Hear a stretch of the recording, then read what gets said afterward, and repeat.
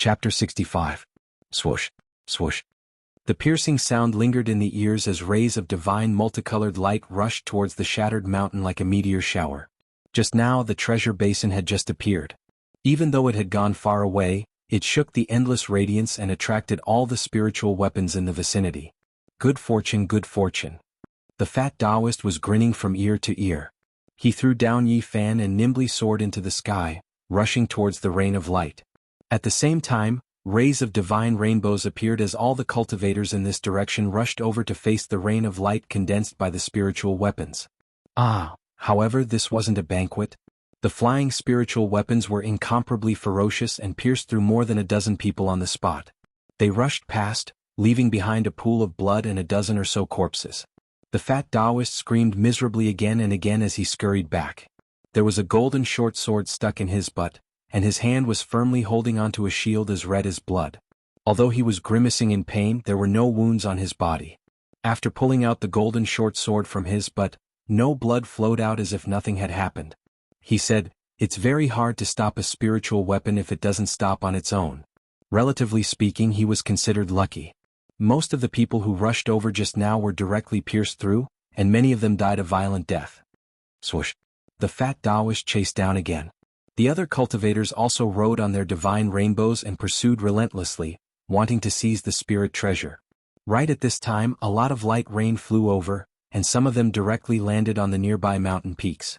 Many multicolored lights also fell from Yi Fan's location. However, after seeing what these things were, he immediately lost interest.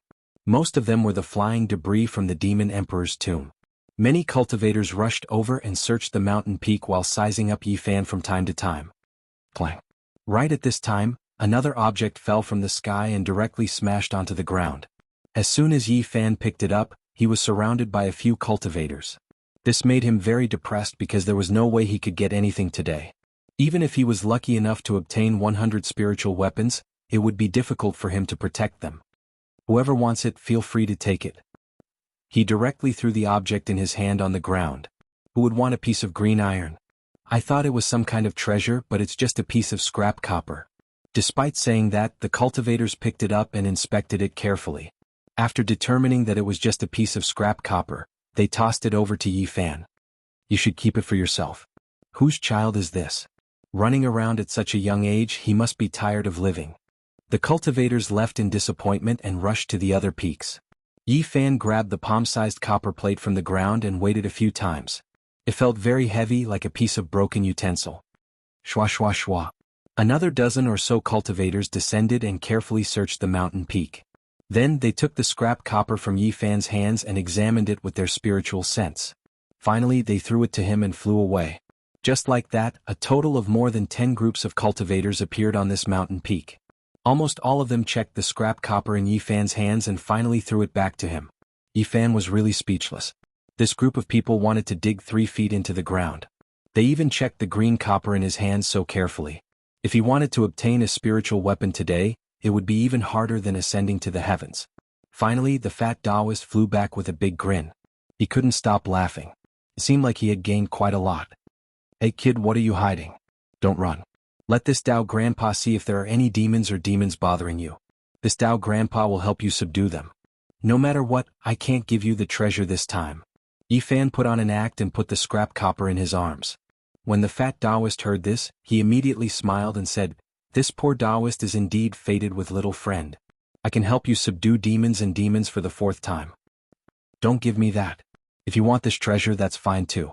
But you have to give me something to exchange for it." Yi Fan stretched out his hand. Although he felt that this fat Taoist was very wicked and evil, he wasn't evil enough to kill him on the spot. Therefore, he wasn't afraid of him. "You and I meet again and again. It seems like we are fated. How about this? I will give you a legendary treasure." The fat Taoist said and took out the treasure from his arms. "Who is fated with you? It's best if we don't meet again in this lifetime." When he saw the jade pendant that the fat Taoist handed over, Yi Fan became even more indignant. This jade pendant was dull and dull. Calling it a jade was too much of a compliment. It was no different from a broken stone. The most excessive thing was that it was missing a corner. Yi Fan wanted to throw it out but was stopped by the fat Taoist. The fat Taoist shoved it into his arms and said, "Keep it. This is a good item. Maybe it can save your life." Saying this, the fat Taoist quickly took the scrap copper. Goddamn celestial being, this is the treasure you were talking about? Isn't it just a piece of scrap copper? The fat Taoist priest glanced at Yi Fan, but he didn't let his guard down. He flipped it around and looked at it carefully for a full 15 minutes. In the end, he even used his divine sense to check it over and over again. Clang. Finally, the fat Taoist threw it on the ground and said with disappointment, "It seems like I was overthinking it. You should keep this treasure for yourself." Yi Fan looked down on this heartless Taoist. He has never seen such a greedy person who took so long to study a rusty copper. A bright pearl is covered in dust. If that's the case, then I will keep it for myself. Yi Fan grabbed the copper. So many cultivators have checked this scrap copper, so he didn't think it was a treasure. He just wanted to mock the heartless Taoist. At this moment, he wasn't in the mood to stay in the ruins anymore. He wanted to leave. The heartless Taoist didn't stop him. He kept muttering, "Where is the treasure of the eastern wilderness humans?" He walked around the mountain with his hands behind his back. Not long after, Yi Fan was far away from that area. There were no cultivators around him. He started to use the mystical method recorded in the Tao scripture and quickly rushed out of the ruins. Golden threads seeped out of his golden bitter sea and flowed to every part of his body. They nourished his blood, flesh, internal organs, and bones. He felt full of power and his running speed was extremely fast. At this moment, Yi Fan was shocked. When he looked down, he found that the scrap copper had undergone a strange change. A lot of rust fell off and it became simple and elegant. That's right. At a glance, it still looked very ordinary. It was like a broken piece from some utensil. However, if one looked closely, they would find that at this moment, there was an indescribable charm flowing around it. It gave people a feeling of endless simplicity and vicissitudes. Yi Fan used the mystical method of the Tao scripture. Wisps of golden threads shot out from his fingertips and rushed towards the copper. However, no matter how much he used the golden divine power of the bitter sea, the green copper didn't change at all. It was still simple and quiet. This thing doesn't seem to be ordinary. Yi Fan kept the green copper in his arms and no longer examined it. He continued to run. At this moment, his golden bitter sea was constantly overflowing with golden threads, providing him with an endless supply of essence chi. It made him run faster and faster. Hiss. At this moment, Yi Fan was shocked. He felt a sudden coldness under his navel. Then, there seemed to be something in the bitter sea. He hurriedly stopped and the green copper in his arms disappeared. He suddenly thought of something and hurriedly looked inside. This. The green copper actually appeared in his bitter sea. It quietly sank there and didn't move. It was like an eternal rock, calm and elegant. The soybean-sized golden bitter sea was like a bright moon hanging in the darkness. In addition to an extremely small page of the golden book, there was also a piece of simple green copper. It was in the center and actually pushed the page of the golden book to one side. Although the golden paper was divine and flowed with star-like brilliance, it couldn't move the green copper at all. It could only be pushed to the edge of the golden bitter sea. What is this green copper? Yi Fan was very shocked. He carefully looked inside the golden bitter sea and found that there were many mysterious Tao patterns on the simple green copper. Chapter 66. Yi Fan didn't know much about Taoist patterns. He had only heard from Elder Wu Qingfeng that the truly powerful weapons were engraved with Taoist patterns, which could be said to be the soul and life of the weapon. Of course, Taoist patterns weren't limited to that. They were only one aspect of weapons and they could be used in many other fields. For example, they could be engraved on mountains and rivers to form all kinds of forces. They could condense a strange power and turn the area into a mysterious domain. Profound Taoist patterns were even more extraordinary. They had unfathomable power. After being engraved, they could change the nature and structure of all things and adjust life and death. Some miraculous Taoist patterns could even affect the flow of time within a certain range. They could truly capture time with a single thought. There were also some profound Tao patterns that could only be engraved on rare materials and arranged precisely. If it could be provided with powerful divine power, it could pierce through heaven and earth, traverse the void and appear in another place in an instant.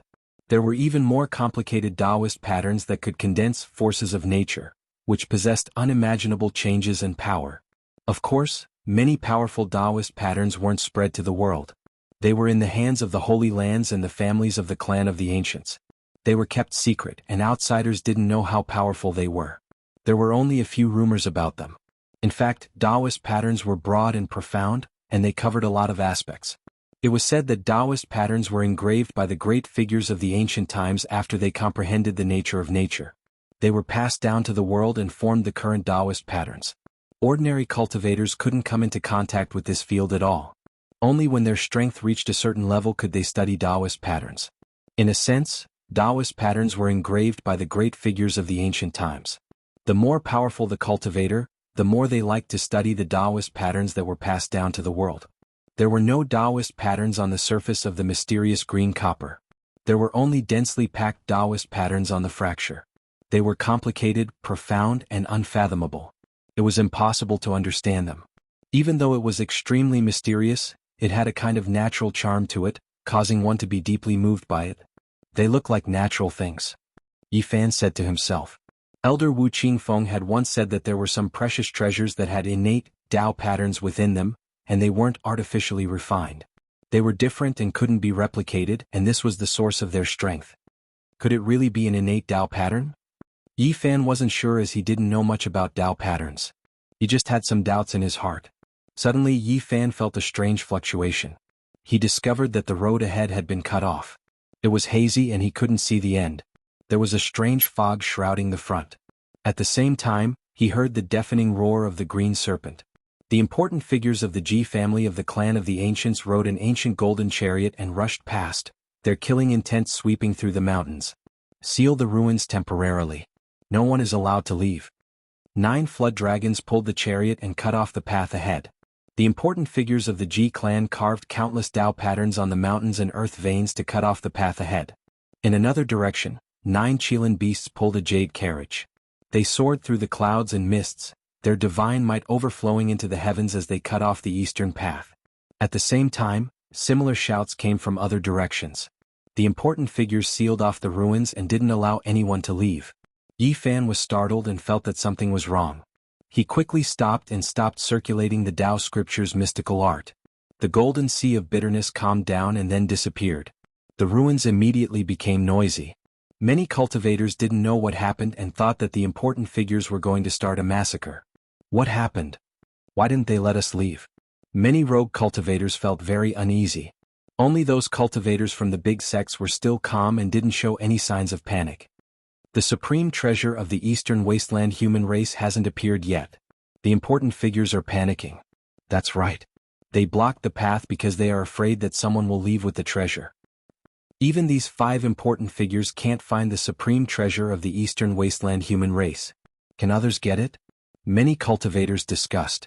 When they knew that this place was sealed off for the supreme treasure of the Eastern Wasteland human race, most of them were relieved. They didn't have any hope for the treasure in the first place. The 5 important figures carved Tao runes on the mountains and rivers, sealing off the surroundings. Then they returned to the place where the Fiend Emperor's tomb had collapsed and started searching again.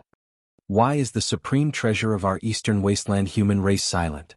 After the Fiend Emperor's tomb collapsed, it should have exploded with a world-shaking aura. The 5 important figures whispered. They didn't use a secret language and didn't need to hide it. Where is the ancient desolate tower? Why hasn't it appeared? It has been missing for more than 10,000 years. It should be time for the ancient desolate tower to reappear. Why is it missing? Many cultivators in the distance were shocked. It was clear that the important figures were determined to obtain it. If they couldn't find this supreme treasure, they didn't know how long they would have to seal it. Yi Fan was astonished. Only now did he know that the supreme treasure of the Eastern Wasteland human race was called the Ancient Desolate Tower. Just the name alone made him feel that it was extraordinary. Many cultivators from the big sects were discussing the past of this supreme treasure of their sect. It is said that the ancient desolate tower has existed for countless years. No one knows when it was passed down. It is said that it has existed since the Eastern Wasteland. When life first appeared in this vast land, the ancient desolate tower already existed. What exactly does the ancient desolate tower look like? Many cultivators did not understand. As the name suggests, it is naturally the body of the tower. The 9-layered ancient desolate tower has a vast and unfathomable might. It is immortal and can suppress all the experts in the world. Is it that horrifying? Even if you are unparalleled and look down on the Eastern Wasteland, you cannot block the suppression of the ancient desolate tower. Otherwise, why would it be called the supreme treasure of the Eastern Wasteland human race? Since ancient times, who knows how many peerless experts have died under the ancient desolate tower? No one can block the suppression of the ancient desolate tower. With the path ahead blocked, Yi Fan was unable to leave. He returned to the depths of the ruins and heard the discussions of the cultivators. He felt a sense of longing. The ancient desolate tower was so heaven-defying that it was very tempting. Just at this moment, the unscrupulous Taoist Duanda appeared. He quickly rushed towards Yi Fan. His entire body seemed to be burning and his speed was extremely fast. In an instant he arrived before Yi Fan. His face was filled with excitement as he asked, "Where is that piece of scrap copper?" "I threw it into the pool of water." "What?" The unscrupulous Taoist's face was filled with shock. Then he became extremely anxious. He grabbed Yi Fan's shoulders and shook him vigorously. He said, "Which pool of water? Quickly bring me there." Yi Fan's heart skipped a beat. Could it be that this green copper had a great background? At first, he thought that it had something to do with the supreme treasure of the eastern wasteland. However, when he found out that the ancient desolate tower had 9 layers, he immediately understood that it was impossible for the green copper to be the supreme treasure of the eastern wasteland humans. It had nothing to do with the ancient desolate tower. The ancient desolate tower is so big, and there are dense forests and mountains everywhere. I already changed directions long ago and forgot where I went. No, you have to remember. The unscrupulous Taoist's expression was somewhat terrifying. His eyes were bloodshot as he grabbed Yi Fan, refusing to let go. "Isn't it just a piece of scrap copper? You looked at it repeatedly for 15 minutes but in the end you threw it on the ground. Why are you looking for it now? Could it be that that piece of scrap copper has some background? You won't understand even if I tell you. Hurry up and find it for me." The unscrupulous Taoist did not smile. At this moment he was incomparably stern as he pulled Yi Fan away. Yi Fan understood. It seemed that the mysterious green copper indeed had a great background. It seemed to be extremely important. Immeasurable celestial being, how could this poor Taoist's hands be so cheap? I threw away something that I already got my hands on. The fat Taoist's face was ashen. He was incomparably regretful and vexed. It was completely different from his previous smiling appearance. Yi Fan's heart trembled. He felt that this unscrupulous Taoist had the urge to kill him. He did not want to collide with the tip of a knife, so he obediently walked forward. "Little friend, you must remember carefully. If you can find that piece of green copper, I will give you whatever you want." The fat Taoist's expression was solemn as he warned, "You must remember carefully. What exactly is that thing? Don't ask any more. If you ask again I will go crazy." The fat Taoist fiercely slapped his right hand and said, "How could I be so muddle-headed? I spent my entire life searching for treasures, but in the end, I have eyes but can't see." It could be seen that he was very self-blaming. He was not acting at all and wanted nothing more than to chop off that hand of his. "We separated here. After that, I saw you running into the distance." The fat Taoist brought Yi Fan to the mountain peak where the two of them separated. "Yes, it's here. Let me think about where I passed by." Yi Fan walked down the mountain at a moderate pace.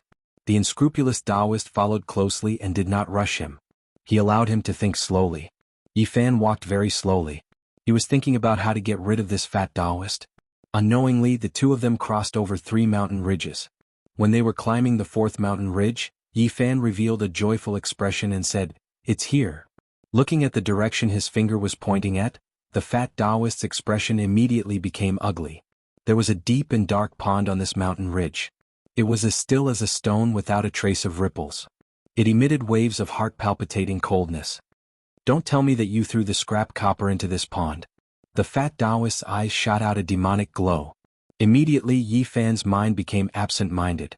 He faintly felt that something was wrong. It was as if the other party was seeing through his mind. At this moment Yi Fan became nervous. He hurriedly focused his mind and tried hard to imagine a scene of him standing beside the black pond and throwing a piece of scrap copper into it. The fat Taoist's eyes returned to normal. He clenched his teeth and said, "You wastrel, I really want to throw you in there. Isn't it just a piece of scrap copper?" Yi Fan's expression was one of indifference. Plop. The fat Taoist directly plunged into the pond. At first there was a divine radiance flickering under the water, but not long after, it became dim. The deep and dark pond gradually regained its tranquility. Yi Fan waited for half an hour, but he still didn't see the heartless Taoist coming up. He mumbled to himself, "Don't tell me this immoral fatty met his retribution down there?" After another 15 minutes, the water surface made a soft splash. The fat Taoist's body was covered in a thick layer of black ice. He rushed out like an ice sculpture. Bang! Light flashed continuously from within the black ice. After dozens of breaths, the heartless Taoist finally used his divine radiance to break the solid ice. Chunks of ice fell to the ground. At this moment, his face was green and purple, and even his lips were trembling. Heartless celestial being, this Taoist grandpa is freezing to death. His entire body was trembling, and his body was constantly overflowing with divine light, expelling the cold air. Black mist could be seen emerging from the surface of his body. The surrounding plants were instantly frozen by the black mist, and then turned into powder in an instant. In the distance, Yifan took a deep breath. He chose this black pond only because he felt it was deep enough. He didn't expect it to be so terrifying.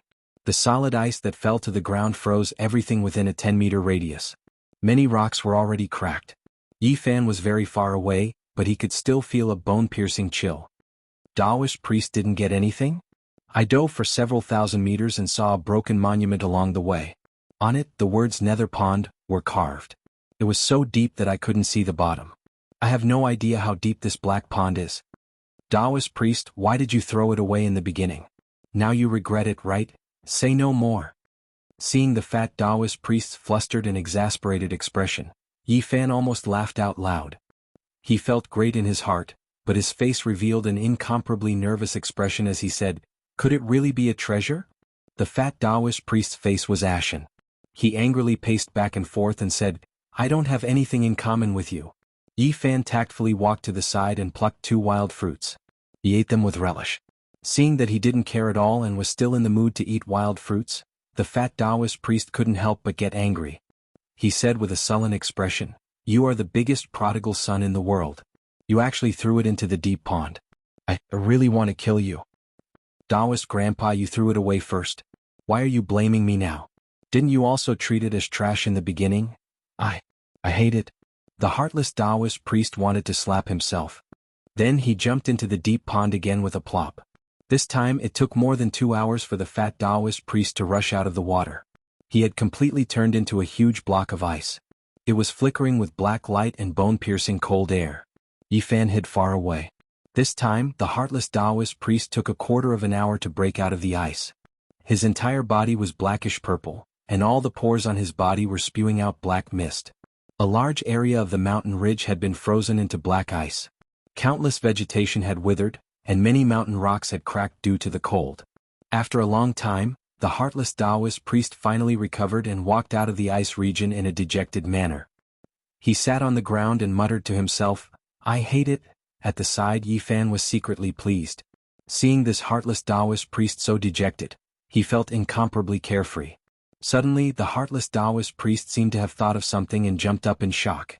He looked at the active volcano in the distance and the black cold pond in front of him. He exclaimed, "I understand now. The demon emperor has 2 tombs. One is the Yang tomb and the other is the Yin tomb." Yifan was startled by him and asked, "Taoist priest, what are you talking about?" The fat Taoist priest ignored him and started to carve on the ground seriously. He marked the active volcano and the black pond on the ground. Then he drew out the surrounding terrain according to a certain scale. Limitless Mother * King Celestial Being, it is indeed like this. 1 Yang and 1 Yin, embracing the Tai Chi. The source of power, the heart, is buried in the Yang tomb. The true ice-cold corpse is buried in the Yin tomb. The heartless Taoist priest's expression was unsettled. Chapter 67. The heartless Taoist placed his hands behind his back and frowned as he paced back and forth. He mumbled to himself, "The demon emperor truly lives up to his reputation. He actually set up the Yang tomb and the Yin tomb. Is this place a flaw he purposely left behind?" The fat Taoist was bewildered. He stared at the active volcano in the distance, then at the unfathomable black pond in front of him. His brows were knitted together as he said, "If I am not wrong, this Yin tomb is not simple. No matter how many people enter, many will die. Taoist priest, aren't you still alive and well?" Yifan interrupted from the side. "Are you purposely trying to anger me?" The heartless Taoist found Yifan to be an eyesore and said, "You wastrel, why don't you just go down and accompany the demon emperor?" "Don't, Taoist priest, don't vent your anger on me. This really has nothing to do with me." Sigh. The heartless Taoist sat on the ground with a dejected expression. "Although I discovered a shocking secret, I have no way to open the Yin tomb. I think there must be a fatal trap down there. Just now, if I dived down to the bottom of the pond and entered the Yin temple, I'm afraid I would no longer exist in this world. So, the Eastern Wasteland's supreme treasure, the ancient Wasteland Tower, is in the Yin tomb under the Black Pond? Yi Fan sat on a boulder far away and didn't get too close in order to avoid getting into trouble. He said, "No wonder those 5 big shots couldn't find the ancient Wasteland Tower no matter what. So it is suppressed here." The heartless Taoist ignored him and revealed a pensive expression. He then drew on the ground as if he was deducing the connection between the Yang tomb and the Yin tomb. Finally, he let out a long sigh and revealed a helpless expression. "I missed the supreme treasure, but I found the world-shocking Yin tomb by chance, but I can't enter. How regretful and distressing. Aren't there a few big shots over there?" Yi Fan pointed at the 5 top experts above the active volcano. Even if they went in, they would not be able to escape unscathed. This is a fatal trap. The Yang tomb is a flaw that the demon emperor purposely left behind to leave the demon race's supreme treasure and the source of his power for his descendants. This is his resting place and no one can disturb him. Revealing the Yang tomb was to cover up the Yin tomb. Perhaps there are other wondrous uses as well. One Yin and one Yang, embracing and protecting the Tai Chi, it is extremely mysterious. Speaking of this, the heartless Taoist priest revealed a disappointed expression and said, "Unless there is a supreme treasure of the Eastern Wasteland, even if there is a peerless cultivator who can break this deadly trap, he will not be able to stop the Yin tomb. It will rush into the Eastern Wasteland like a dragon returning to the sea, and no one will be able to find it." To think that the ancient desolate tower is so miraculous. It can freeze the fiend emperor's Yin grave. It is even stronger than a matchless expert? Yi Fan revealed a shocked expression. Of course. The heartless Taoist priest revealed an expression of yearning and said, "It is said that the ancient desolate tower has existed for countless years. However, no one knows when it was passed down. There is nothing in this world that it cannot suppress." Is it that scary? The fat Taoist revealed a fascinated expression and said, "Since the ancient times, the existence of immortals has never been confirmed and no one can say for sure. However, every legend about immortals in the Eastern Desolate region is related to the ancient desolate tower." What does it have to do with the ancient desolate tower? Yi Fan revealed a surprised expression. It is said that in the endless years, immortals have appeared in the Eastern Desolate region. This was recorded in the ancient books several times. Without exception, these immortals were all suppressed to death by the ancient desolate tower. It can't be. The ancient desolate tower is so scary?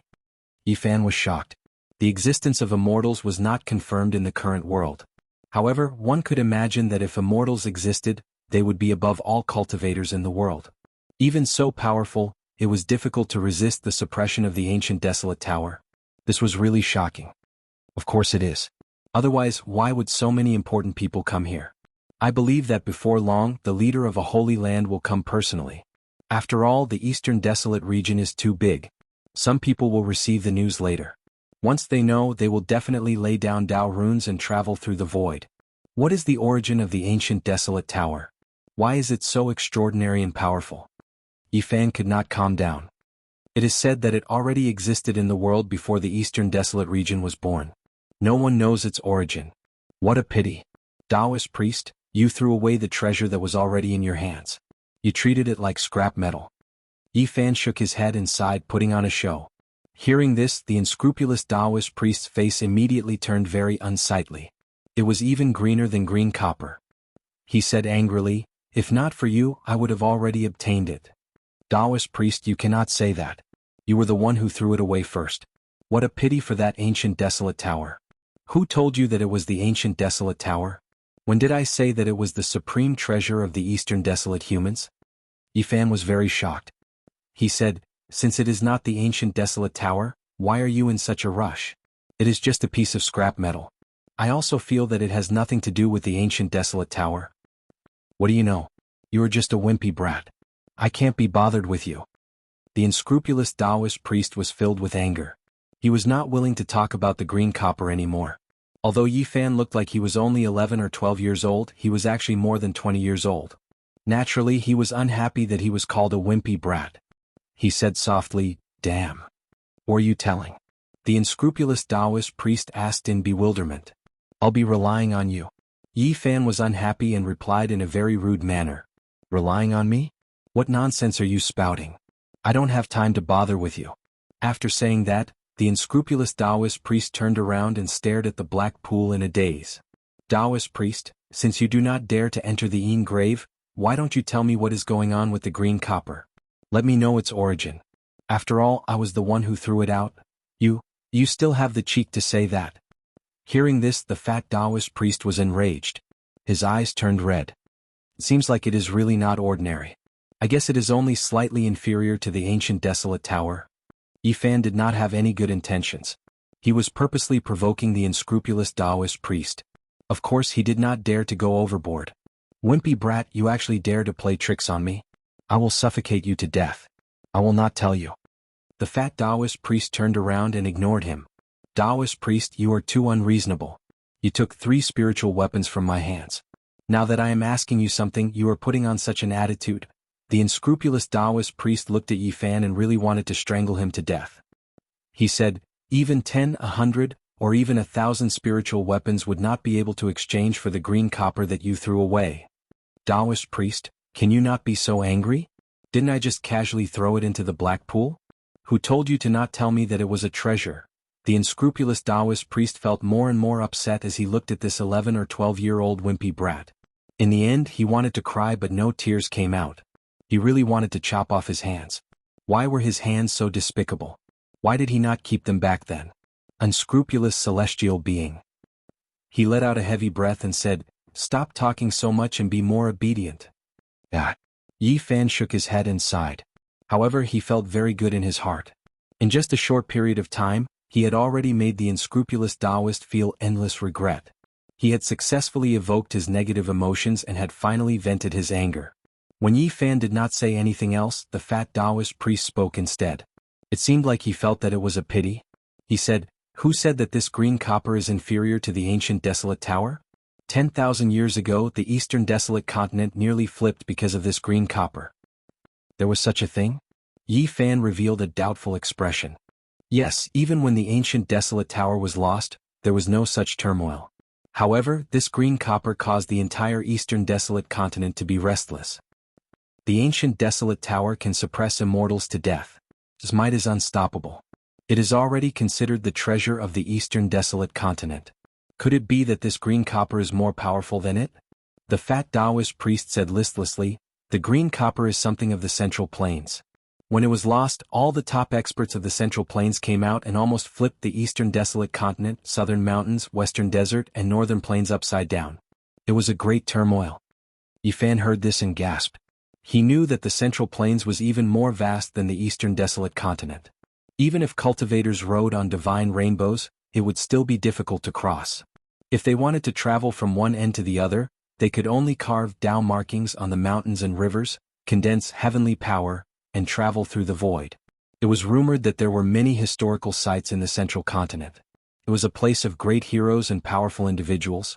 It was an extremely mysterious and prosperous ancient land. Who is so daring to provoke all the top experts of the Central Plains? Naturally, it is the last great sovereign who unified the Eastern Desolate Fiend race. He has caused great trouble for the Eastern Desolate Continent's humans. It seems that the Fiend sovereign is very powerful. He has stirred up a storm in all directions. He is indeed an extraordinary person. The unscrupulous Taoist looked at him unhappily and said, is there a need for you to say that? If he was not powerful enough, how could he unify the Eastern Desolate Fiend race and achieve the immortal sovereign cause? Yifan thought for a while and asked, how can you be sure that the green copper belongs to the Central Plains? And what exactly is it? Chapter 68. Of course I can confirm that the green copper belongs to the Central Plains. The heartless Taoist priest muttered to himself for a while before continuing. The incident back then caused a huge commotion. The most widely spread rumor was that the demon the Arch had snatched away the Eastern Barren human race's supreme treasure, the ancient Barren Tower, and wanted to use it as a burial item for him when his lifespan ended. The ancient desolate tower had indeed gone missing at that time. Everyone believed that it was Xiao Chen's doing. Aside from this, there was another rather secretive rumor. It was said that the Fiend Emperor was not the one who stole the ancient desolate tower. He had indeed made a move to search for the burial items. However, what he stole was a mysterious item from the central province. Regarding this piece of green copper, it is very mysterious. Very few people in the eastern wilderness know about it. Even if they have heard of it, they don't know much about it. That's how you came to this conclusion? Yi Fan revealed a puzzled expression. The ancient desolate tower did not appear in the Fiend Emperor's grave, negating the first legend. Naturally, I connected it to the green copper. At this point, the heartless Taoist slapped himself and said, I never thought that after searching for treasures my entire life, I would be blinded by green copper and miss it. How did you wake up later? How did you realize that something was wrong? It's because it's so ordinary that it's beyond common sense. It doesn't have a single flaw, and all the methods I've used have been fooled. In retrospect, this is clearly the biggest flaw. Even ordinary scrap copper can't be so ordinary, Yi Fan purposely sighed and said, unexpectedly, I am so transcendent.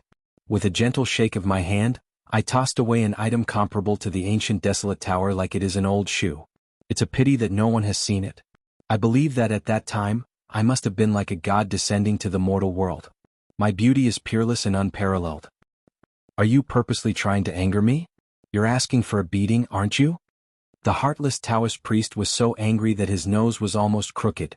Although Yi Fan felt that the fat Taoist priest was lacking in morals, he was not a vicious person. Thus he was not afraid of him. He said, Taoist priest, please do not be angry. The most important thing for you now is to quickly think of a way to fish up that piece of green copper. The ancient desolate tower might be in the Yin tomb below. Perhaps you didn't miss out on a great treasure. On the contrary, you might have gotten two. It is impossible for the ancient desolate tower to be in the Yin hall. Although he said that, the unscrupulous Taoist still let go of Yi Fan and carefully thought about what to do next. I'll stake it all. I'll try again. The fat Taoist priest walked towards the black pond again. He couldn't forget about the mysterious green copper and couldn't give it up. Boom. Just at this moment, a huge whirlpool suddenly appeared in the middle of the black cold pond. A malevolent beast floated up and down, appearing in the black water. Its entire body was pitch black as if it was cast from black gold, emitting a demonic aura. It was strangely shaped and had 3 heads. The middle head looked like a human ape, while the left and right heads were bird heads and snake heads respectively. Its body was like a dark horse, cast from black gold. It had no feathers and was covered in black scales that shone with a metallic luster. It looked powerful and powerful. This was a giant beast that was more than 10 meters long. It roared in the water, letting out a deep roar that made Yi Fan feel as if his soul was floating, as if it was about to leave his body. Calm your mind and focus. The fat Taoist shouted in a low voice, there is actually such a thing that resides in the land of extreme Yin. Its roar can shatter one's soul.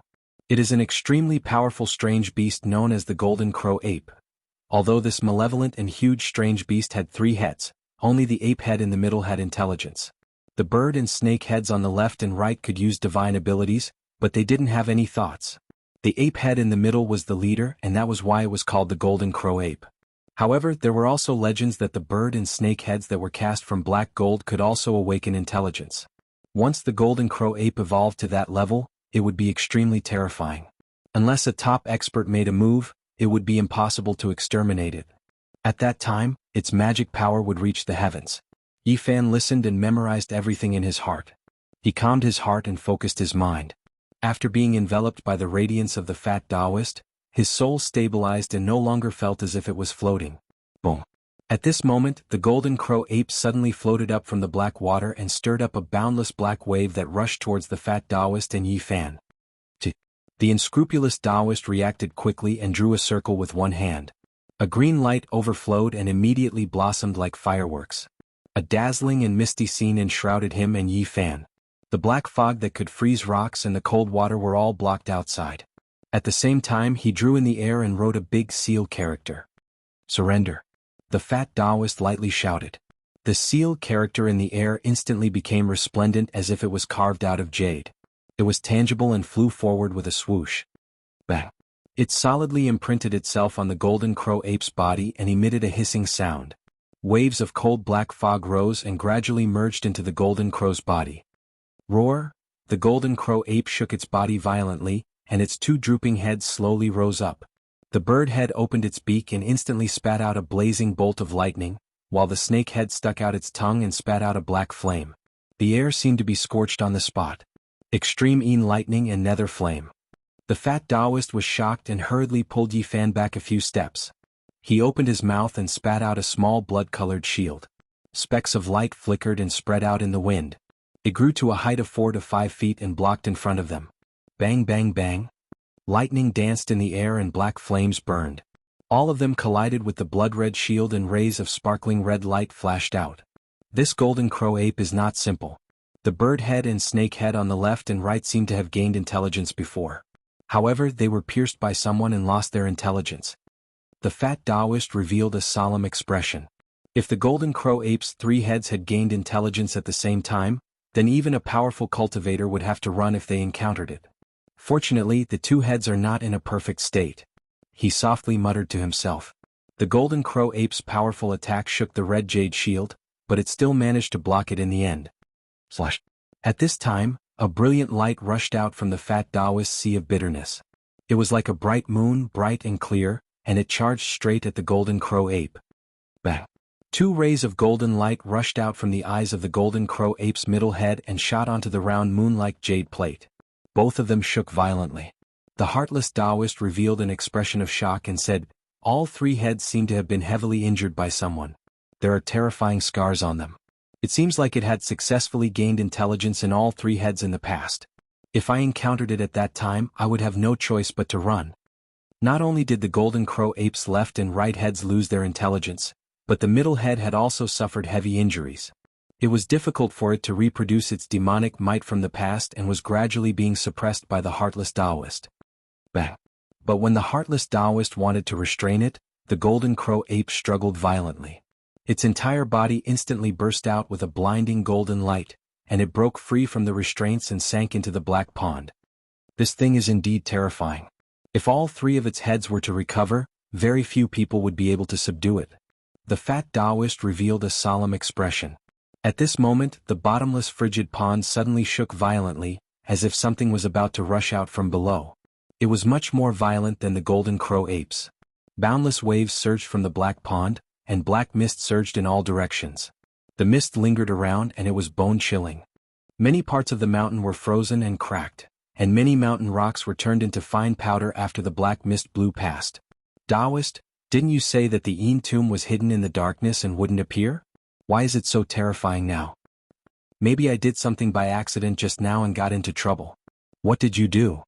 I was a few thousand meters deep in the black pond and saw a broken stone tablet with the words "Dark Pond" carved on it.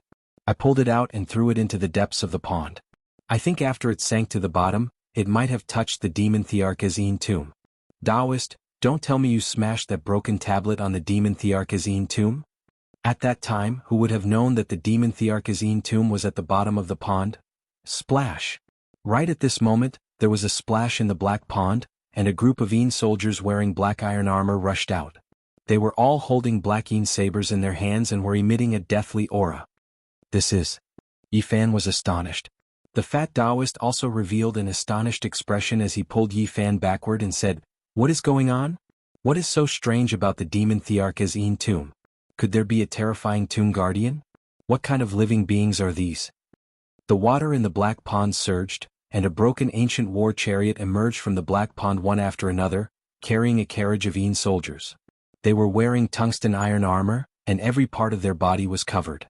They were either holding a black Yin saber or a black death spear. Chapter 69. The black cold pond was surging with waves. The broken ancient war chariot seemed to have gone through the baptism of blood and fire as it was covered in sword marks and sword holes. It crushed the black water and braved the wind and waves as it approached. So strange. More than 10,000 years have passed, but there are still tomb guards in the demon emperor's Yin tomb. This is too absurd and unimaginable. The heartless Taoist frowned. Swoosh! Right when he was in a daze, a black arrow quickly shot over. The arrowhead was burning with netherworld flames, and the tail of the arrow was surging with a thick black mist. Clang! The heartless Taoist raised his ruby-like shield to block the arrow, but the arrow exploded at this moment. The netherworld flames shot in all directions as the black mist surged. The netherworld flames scorched the surrounding ground and melted the rocks. Then the black mist surged over and froze everything into powder. This terrifying energy almost hit Yifan and the heartless Taoist. This kind of arrow had the combination of ice and fire, and it was extremely powerful. If a normal cultivator wasn't careful, their life would be in danger. Swoosh, swoosh, swoosh! The piercing sound lingered in the ears as the black arrows pierced through the black mist and continuously shot over like a black rainstorm. Clang, clang, clang. The ruby-like shield was hit by hundreds of arrows, and it was surrounded by the netherworld flames along with the endless black mist. The shield overflowed with a scarlet brilliance that surged outward like water waves. It shook off the netherworld flames and dispersed the black mist, finally blocking this wave of attack. However, right at this time, there was a rumbling sound as the broken war chariots carrying the Yin soldiers rushed over.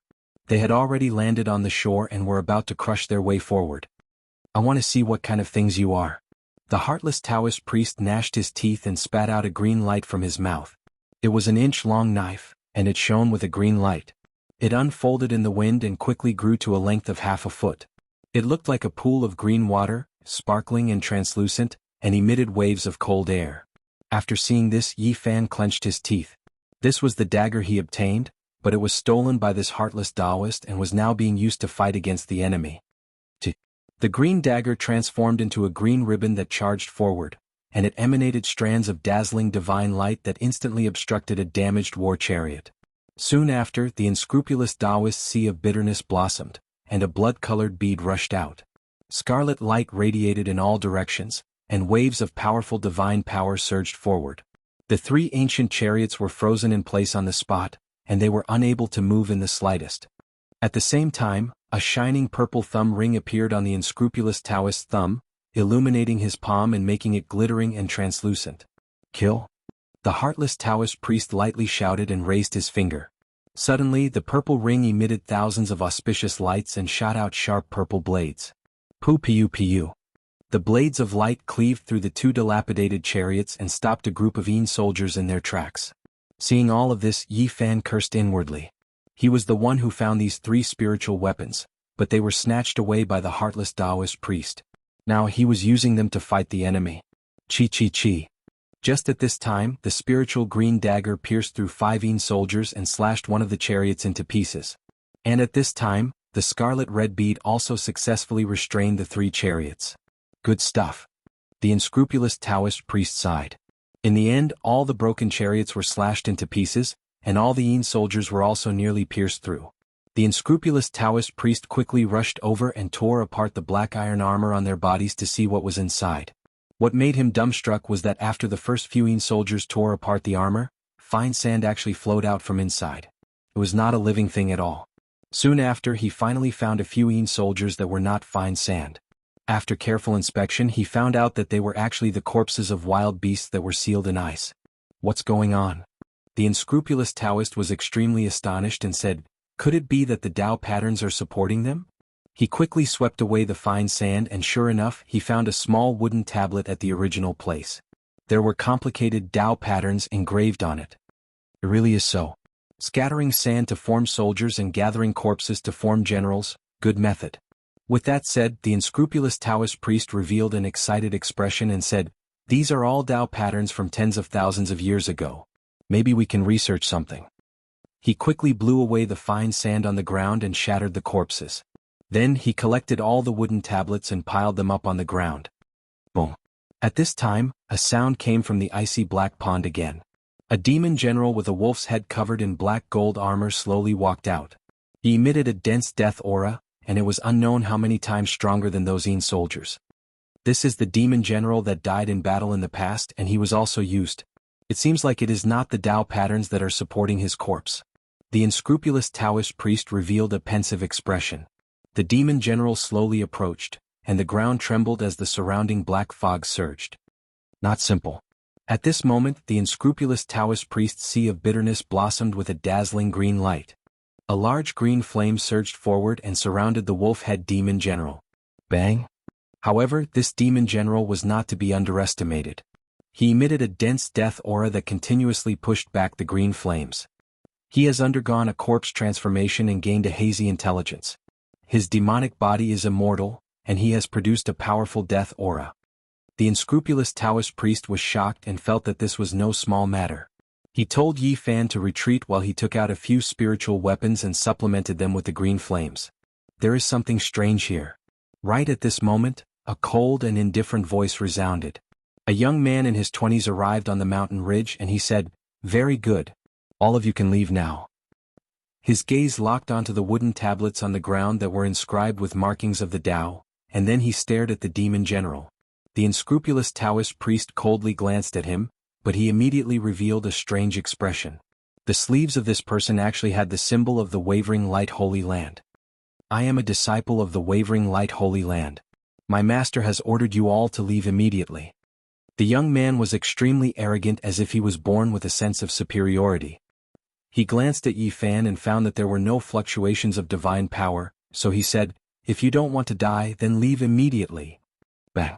At this time, the demon general broke free from the unscrupulous Taoist priest's restraints and quickly jumped into the black pond, disappearing without a trace. The unscrupulous Taoist priest turned around and coldly said, "Reckless thing, using the tiger's skin as a banner. I hate scum like you the most. You dare to pretend to be a disciple of the Wavering Light Holy Land. Not to mention that you are not. Even if you were, this Taoist grandpa would still dare to slap you to death." Swoosh. Seeing that he had been exposed, the young man immediately made his move. Hundreds and thousands of golden rays shot towards the unscrupulous Taoist priest like a golden rain. Swoosh, swoosh, swoosh. The unscrupulous Taoist priest waved his sleeves, and a green mist flew out, collecting all the golden rays. They were actually golden needles. Bang. The unscrupulous Taoist priest quickly rushed forward and grabbed the young man's neck, bringing him close to the cold pond, and said, "Using the tiger's skin as a banner to deceive this Taoist grandpa. Tell me which sect are you from, or else I will throw you down." "I am really a Wavering Light Holy Land disciple." The young man revealed an expression of fear. "Taoist priest, why are you wasting your breath on him? Just throw him in and feed him to the demon general," Yi Fan suggested from afar, purposely trying to scare the young man. "You are right, no need to waste your breath." The unscrupulous Taoist priest gently shook his hand, and the young man instantly fell into the cold pond, disappearing in the blink of an eye. In the distance, Yi Fan was dumbstruck. He didn't think that the unscrupulous Taoist priest would actually do this. This unscrupulous Taoist priest suddenly became a little dangerous in his heart. This was a person who had no scruples. Splash. The black pond surged, and more than 10 demon generals appeared. Their entire bodies were covered in black gold armor, only their heads were exposed. They had all kinds of strange shapes. Some had dog heads, some had tiger heads, and one look and it was obvious that they were demons. All of them emitted a thick aura of death. In their hands was the young man from before. With a bang sound, they tore him apart, and immediately blood splattered everywhere. Rumble. At this moment, the cold pond seemed to be boiling, and it turned from black as ink into a blood-red color. It was incomparably beautiful. Not good, this is bad. The demon sovereign's tomb is stained with blood, and it has started a sure kill situation. The unscrupulous Taoist priest's expression became very ugly. Boom. At this moment, the heaven and earth shook, and the sky was filled with blood light from the cold pond. It set off the entire ancient desolate ruins, and it startled all the cultivators. "Don't tell me, we will die here?" Yi Fan revealed a frightened expression. Chapter 70. The unscrupulous Taoist sighed and said, "I can no longer enter this tomb, damn it." He could not forget about green copper. Now that he suddenly lost the opportunity, he was extremely regretful and upset. The killing trap in the cold pond had begun, but people outside the cold pond were not in danger. At this moment, 5 blinding lights rushed over. The 5 great characters were all alarmed and rushed to the mountain ridge immediately. They emitted a powerful pressure and floated in the air like gods. Yi Fan wanted to observe them, but he found that he could not see through the bright lights. He could only see 5 bright lights and nothing else. Demon God tomb. One of them gasped. His eyes were like torches and immediately understood what was under the cold pond. The active volcano is the Yang tomb, and the netherworld cold pond is the Yin tomb. One Yang and one Yin, protecting the Tai Chi and seizing the fortune of heaven and earth. It can evolve into endless changes. Another great character sighed and said, "The demon god is indeed extraordinary. If I did not discover it by chance, it would be hard to imagine that he set up 2 tombs, one Yin and one Yang. This is big trouble. The Yin tomb has begun a killing trap. Will be very difficult to enter. The Eastern barren human race's treasure is nowhere to be found. The ancient desolate tower is most likely in this Yin tomb." The great characters could not calm down, but they could not think of a way to enter the demon god Yin tomb. It's not like there's no way at all. Tens of thousands of years have passed. No matter how perfect the arrangements are, there will still be a slight flaw. We can carefully sneak in and take a look before making a decision. Okay. At this moment, the 5 lights all landed, and one of them instantly enveloped the unscrupulous Taoist. I heard someone say that he would dare to kill a disciple of a holy land with one slap. You must be extraordinary. Since you triggered this trap, why don't you go with us? The unscrupulous Taoist priest's face turned green on the spot, and he hurriedly said, Seniors, I'm just talking nonsense. Please don't lower yourself to my level. Right now the Tomb has activated a deadly trap. With my cultivation, if I go down there, I will definitely die. You are indeed not simple. You even know about the Yang Tomb and the Tomb. It seems that you are indeed extraordinary. Come with us. Don't, seniors, please have mercy? The unscrupulous Taoist screamed. Whoosh. 5 beams of light flashed, and 5 super powerful figures carried the green-faced unscrupulous Taoist priest into the blood-red cold pond. The unscrupulous Taoist priest's screams, which sounded like a pig being slaughtered, came to an abrupt stop. As they entered, the cold pond boiled and a bloody light filled the sky. Those demon generals had long since disappeared inside. Indeed, evil people will be tortured by evil people. Damn fatty, good luck to you. Yi Fan stood up, patted his butt and left. No matter what, he couldn't stay here any longer. Boom. The blood-colored radiance flickered, and the entire primitive ruins were enveloped by the blood-colored radiance. This place turned into a bleak, bewitching and abnormally terrifying scene. At this moment, everyone felt their hearts palpitate. There seemed to be an earth-shattering change happening under the blood-colored cold pond. Yi Fan left the mountain ridge and hid far away. At this moment, the mountains and rivers in all directions were engraved with Dao runes, sealing this ancient land. Yi Fan couldn't break through and could only wander around the mountains. He was waiting for a chance to leave. Now that he had obtained a 1-page golden book and a mysterious green bronze, it could be said that this was a harvest that would drive all cultivators crazy. Escaping far away was the best choice. I hope the restriction can be broken as soon as possible. Yi Fan's cultivation was too low, and he couldn't compete with those cultivators for the spiritual weapons. He understood his own situation, so he purposely chose a desolate place to go. Yi Fan opened a jade box, and waves of fragrance immediately assailed his nostrils. The jade serpent orchid was extremely fragrant. At this moment, he wanted to take action and use this opportunity to find spirit herbs. Now that he had obtained a 1-page golden book, the complete sea of reincarnation scroll would guide him forward. If he could find enough spirit herbs, then he would definitely be able to achieve something in a short period of time. Yi Fan quickly moved and headed deeper into the mountains. Due to the appearance of the demonic emperor's tomb, almost all the spirit beasts had fled. Only a few hid in their caves and refused to come out. At this moment, it was countless times easier to harvest spirit herbs. Previously, when he came to the depths of the ruins, Yi Fan remembered passing by a swamp where he found a powerful strange beast that seemed to be guarding something. At that time he took a detour, but now he decided to take a look again. After finding the mountain, Yi Fan quickly found the swamp. He could vaguely sense waves of baleful aura and found many huge scales in the swamp. They were all the size of a palm. Seems like there was a big guy hiding here. Fortunately, it has already left. Yi Fan searched for a long time but to no avail. Finally, he found a trace of abnormality at the place where most of the scales had fallen off. There was an unknown plant here that looked very ordinary, but the strange beast seemed to be carefully avoiding it and didn't step on it. He was a little suspicious. He squatted down and dug the soil towards the roots. After digging more than a meter deep, he still didn't find anything unusual. Just when Yi Fan was about to give up, a golden light suddenly reflected in his eyes. Under the soil, there was actually a golden stem at the end of the main root of the plant. It was only the size of a longan and was dazzling. Yi Fan was shocked. He suddenly recalled that when he was flipping through the spirit herbs books in the spirit ruin grotto heaven, he once saw a record. It was said that when some ancient trees failed to go through tribulations, they might not be completely annihilated. They would often leave behind a bit of life essence that would attach to the roots of other plants. In the future, it was very possible for them to regenerate. This can't be the essence left behind by the old tree spirit, right? Yi Fan looked at the golden stem and revealed a joyful expression.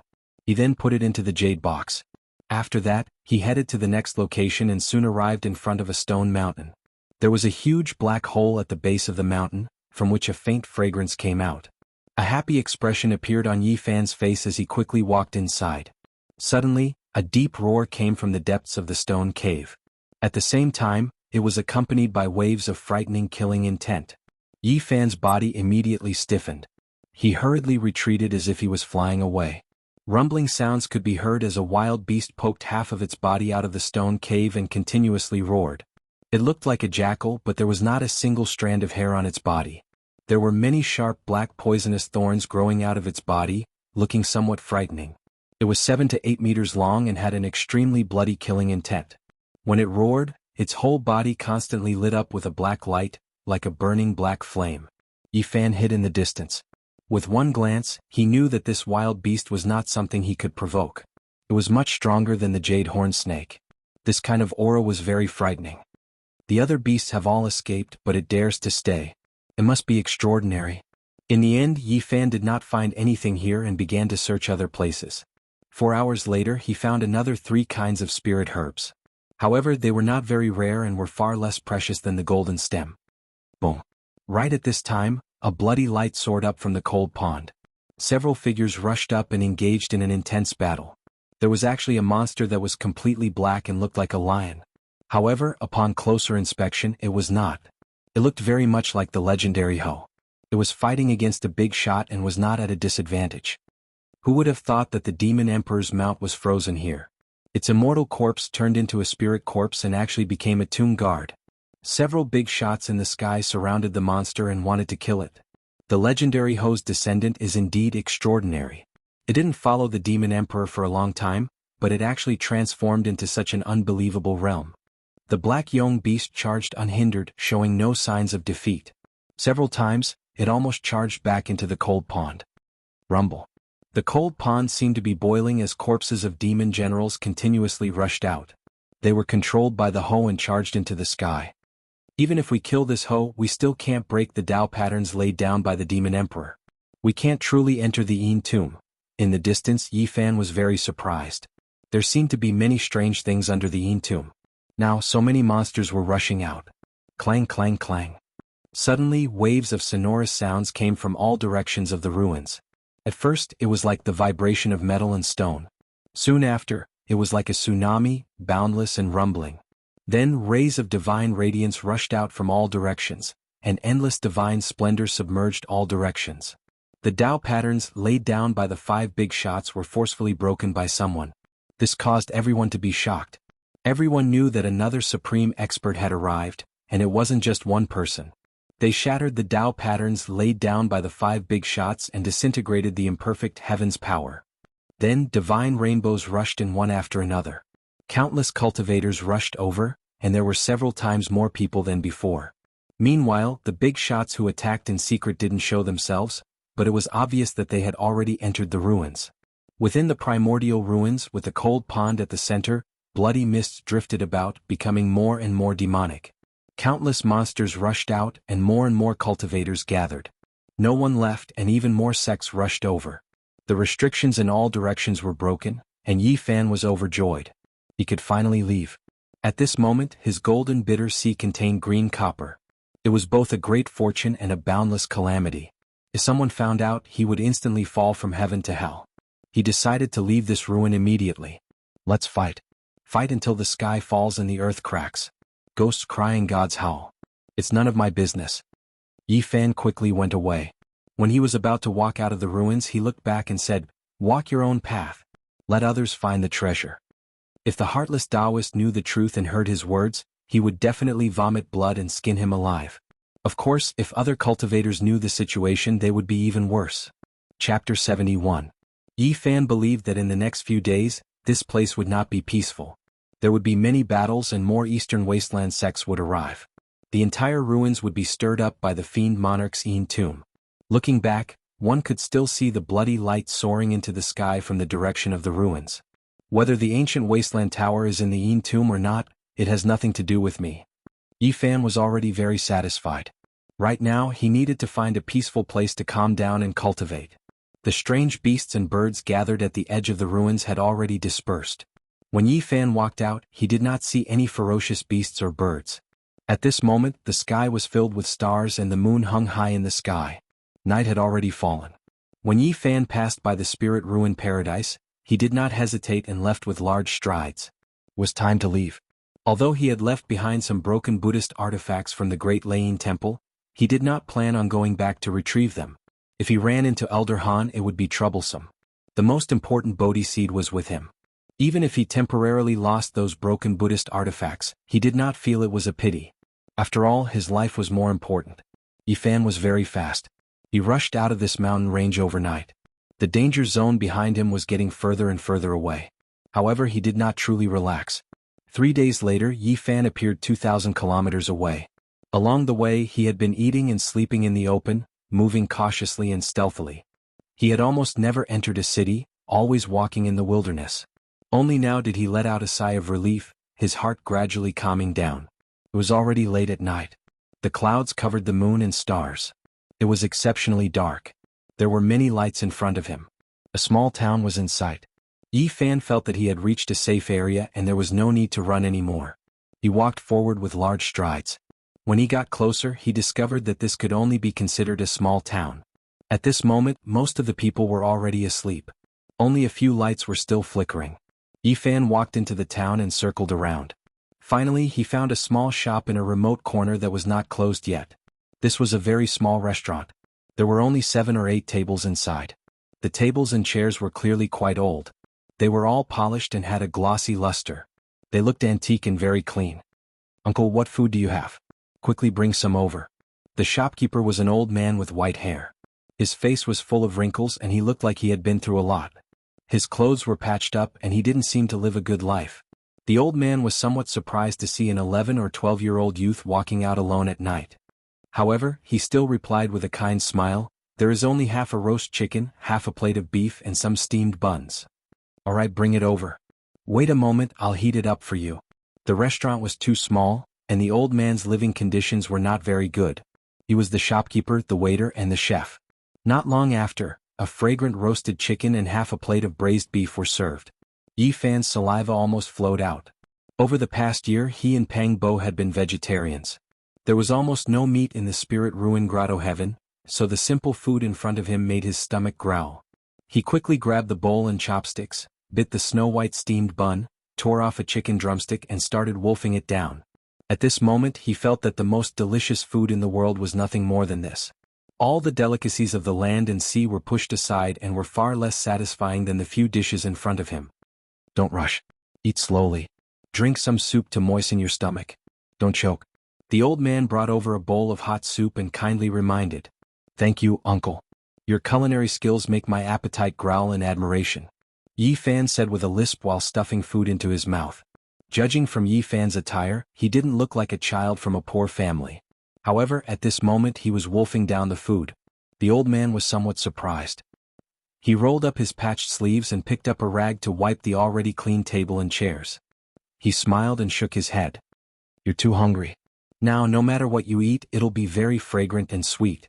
"Grandpa, why haven't you closed yet?" At this moment, a 5 or 6-year-old girl walked out from the house. Her clothes were patched up and she was dressed very simply. She had 2 braids and looked very cute. Her face was as red as an apple. "Go to sleep first. We'll close in a while." The little girl looked at the food on the table, her big eyes unable to move away. She quietly swallowed a mouthful of saliva and subconsciously nodded her head, agreeing, "Oh." Not long after, Yifan had already finished all the food on the table. He stood up and said, "Okay, uncle, prepare to close." As he spoke, he reached into his pocket.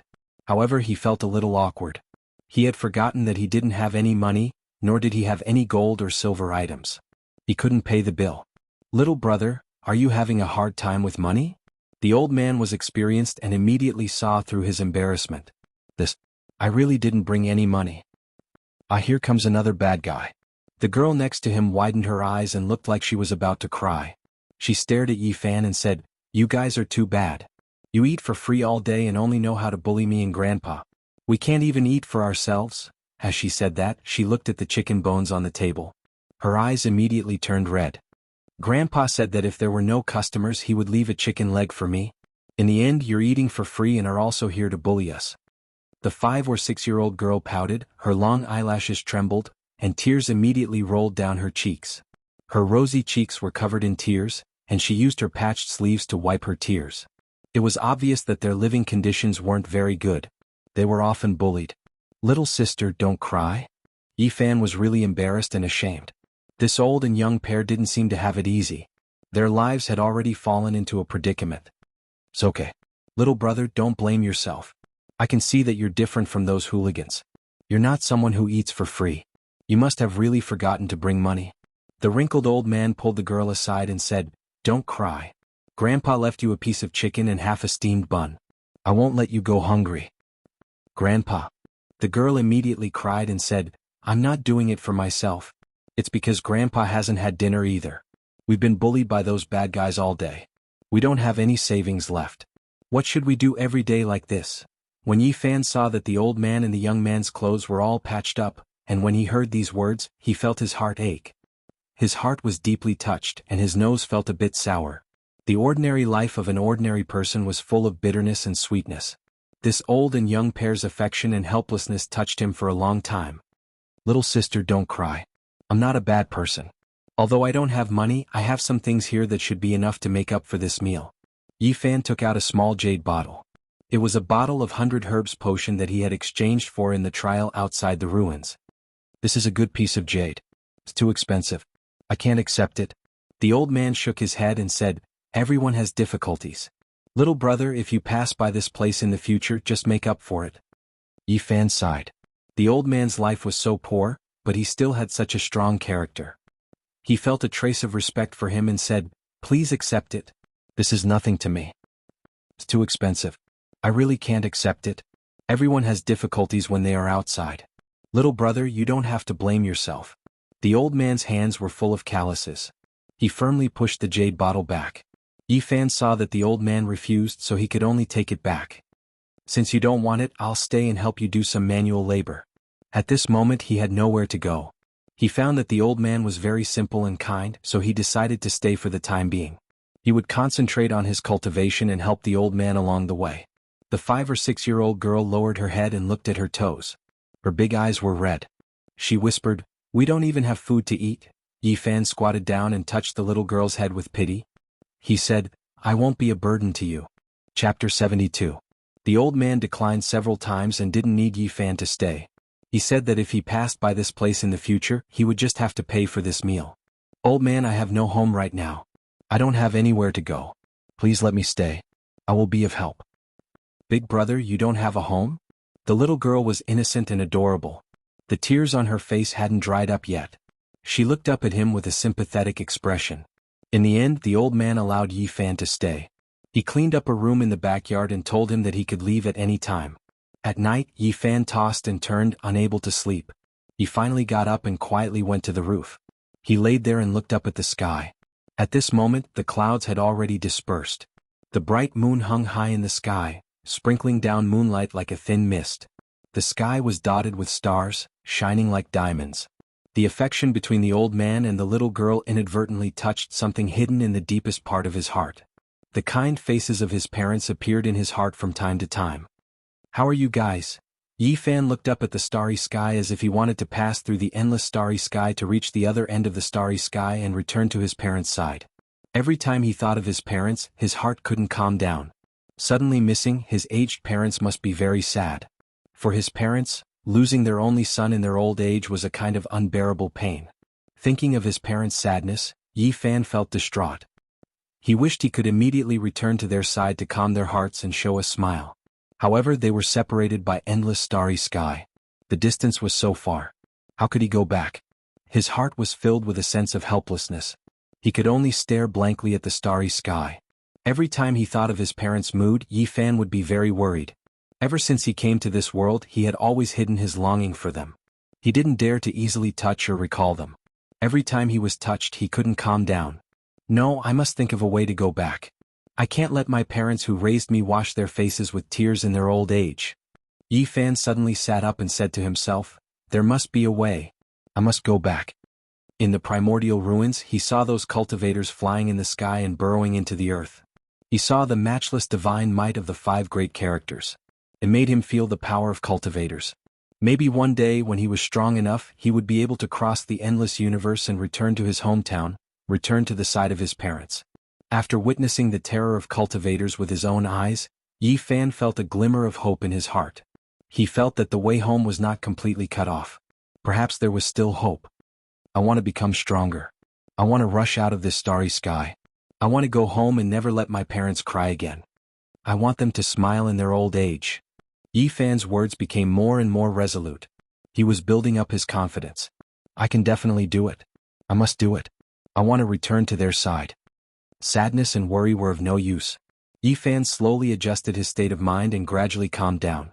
Today he was touched by the affection between the old man and the little girl, which made the last bit of confusion disappear completely. He found his goal and direction. The 9 dragons pulling the coffin, crossing the star domain and arriving in this space, they can do it and so can I. I want to become strong enough. Sooner or later, I will also be able to cross the void and return to my hometown. Yi Fan's eyes became brighter and brighter. He had to become stronger. Whether it was to save Pang Bo or to return to his hometown, he needed powerful backing. Unknowingly, he felt a trace of sleepiness and fell into a deep sleep on the room. It was not until the next morning when the old man's voice came over that he opened his eyes. Child, why did you go up to the room? Be careful, don't fall down. The little girl walked out of the room with sleepy eyes. Seeing Yi Fan on the room, she immediately opened her eyes wide in shock and said, Big brother, what are you doing?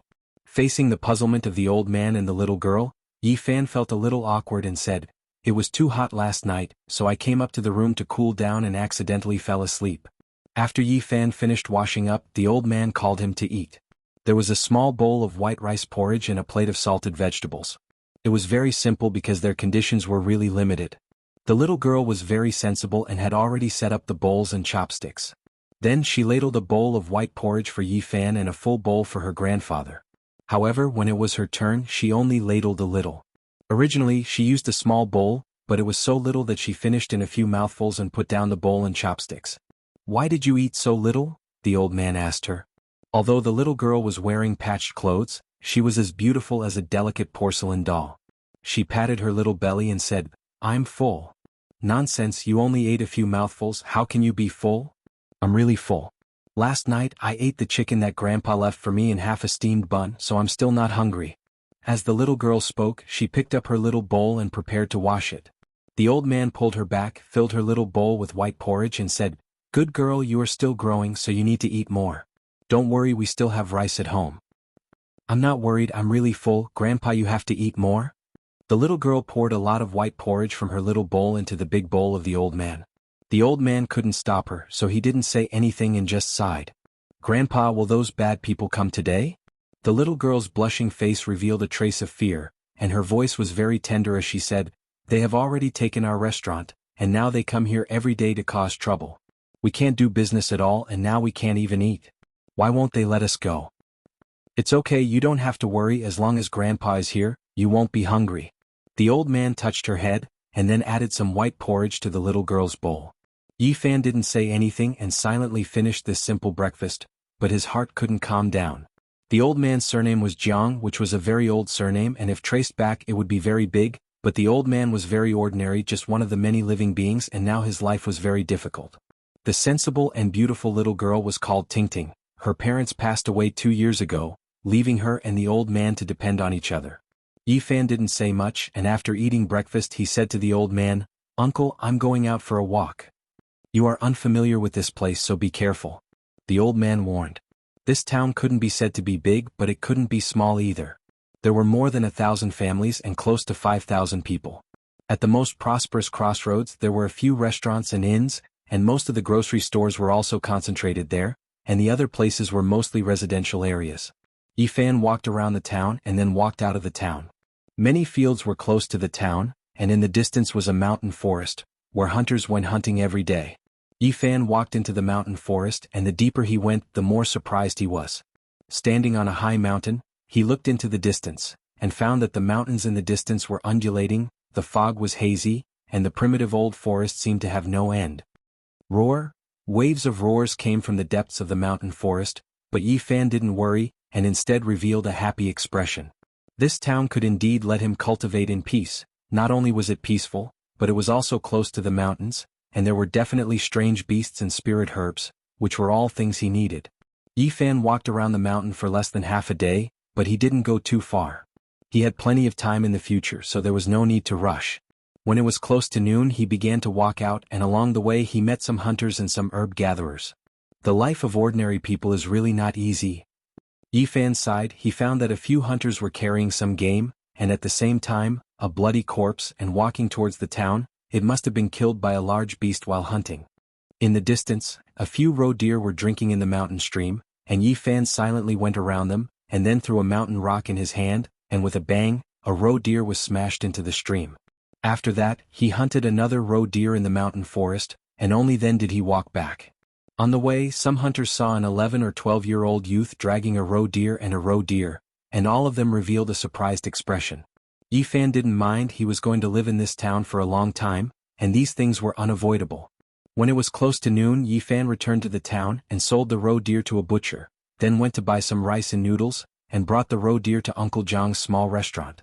From afar, he could see that there were many people surrounding the restaurant, and Ting Ting's helpless cries came through the crowd. Yi Fan's heart immediately thumped, and he quickly rushed over. The old man's white hair was scattered, and there were many bloodstains on his face. He sat on the ground powerlessly, and his patched clothes were stained with a lot of dust. Little Ting Ting cried sadly, and used her small sleeves to wipe the bloodstains on the old man's face.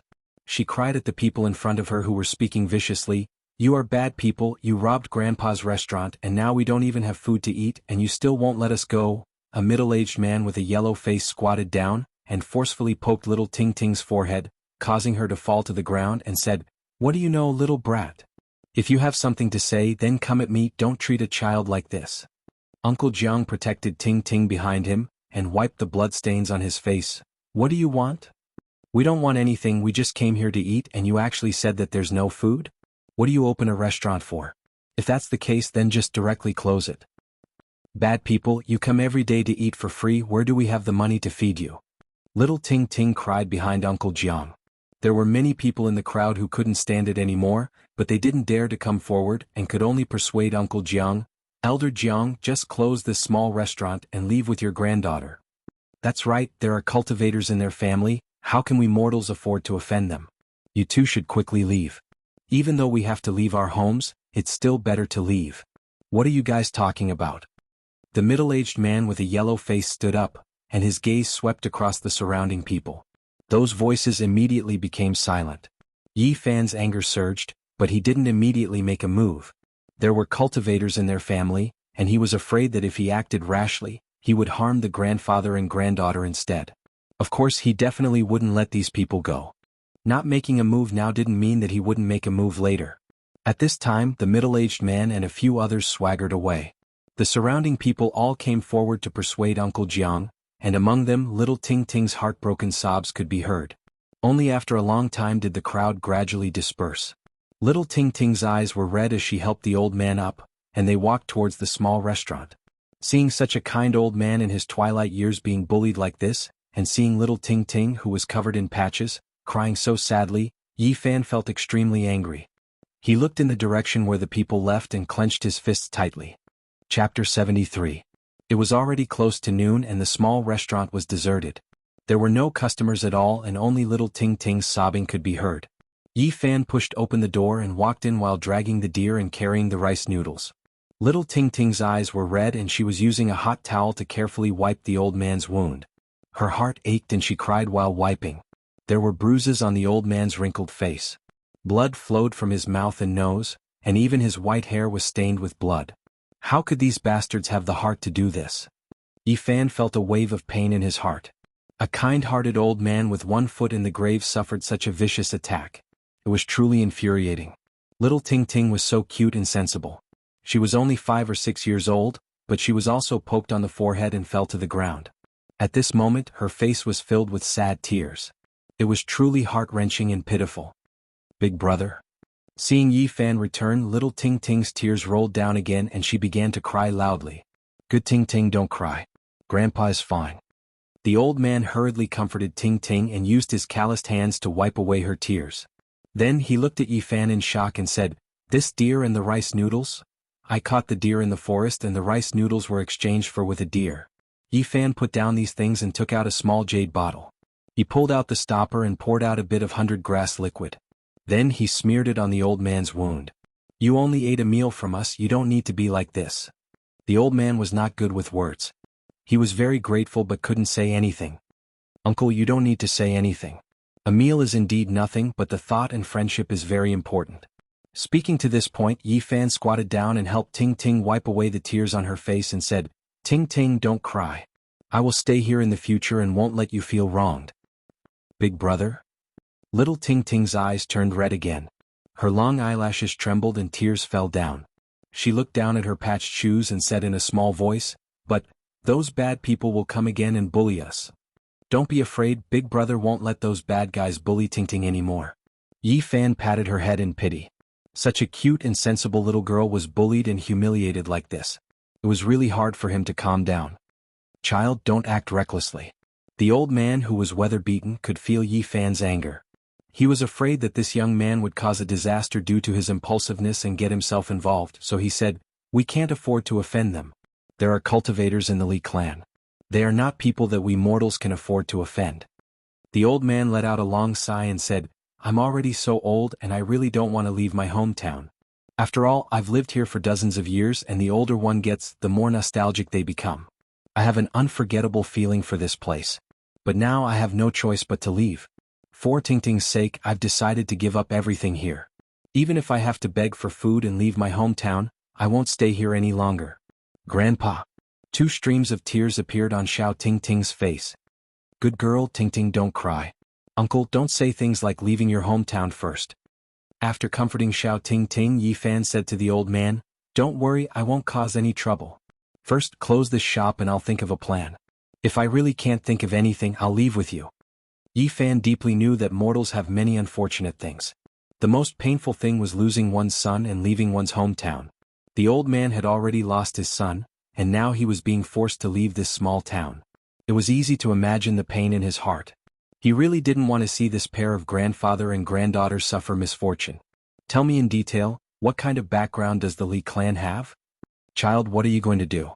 We will pack our things and leave here tomorrow. We will never return. Right now, don't provoke them.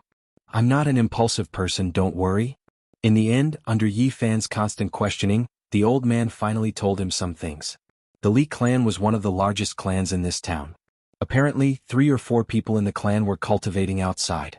Cultivators were very mysterious to ordinary people.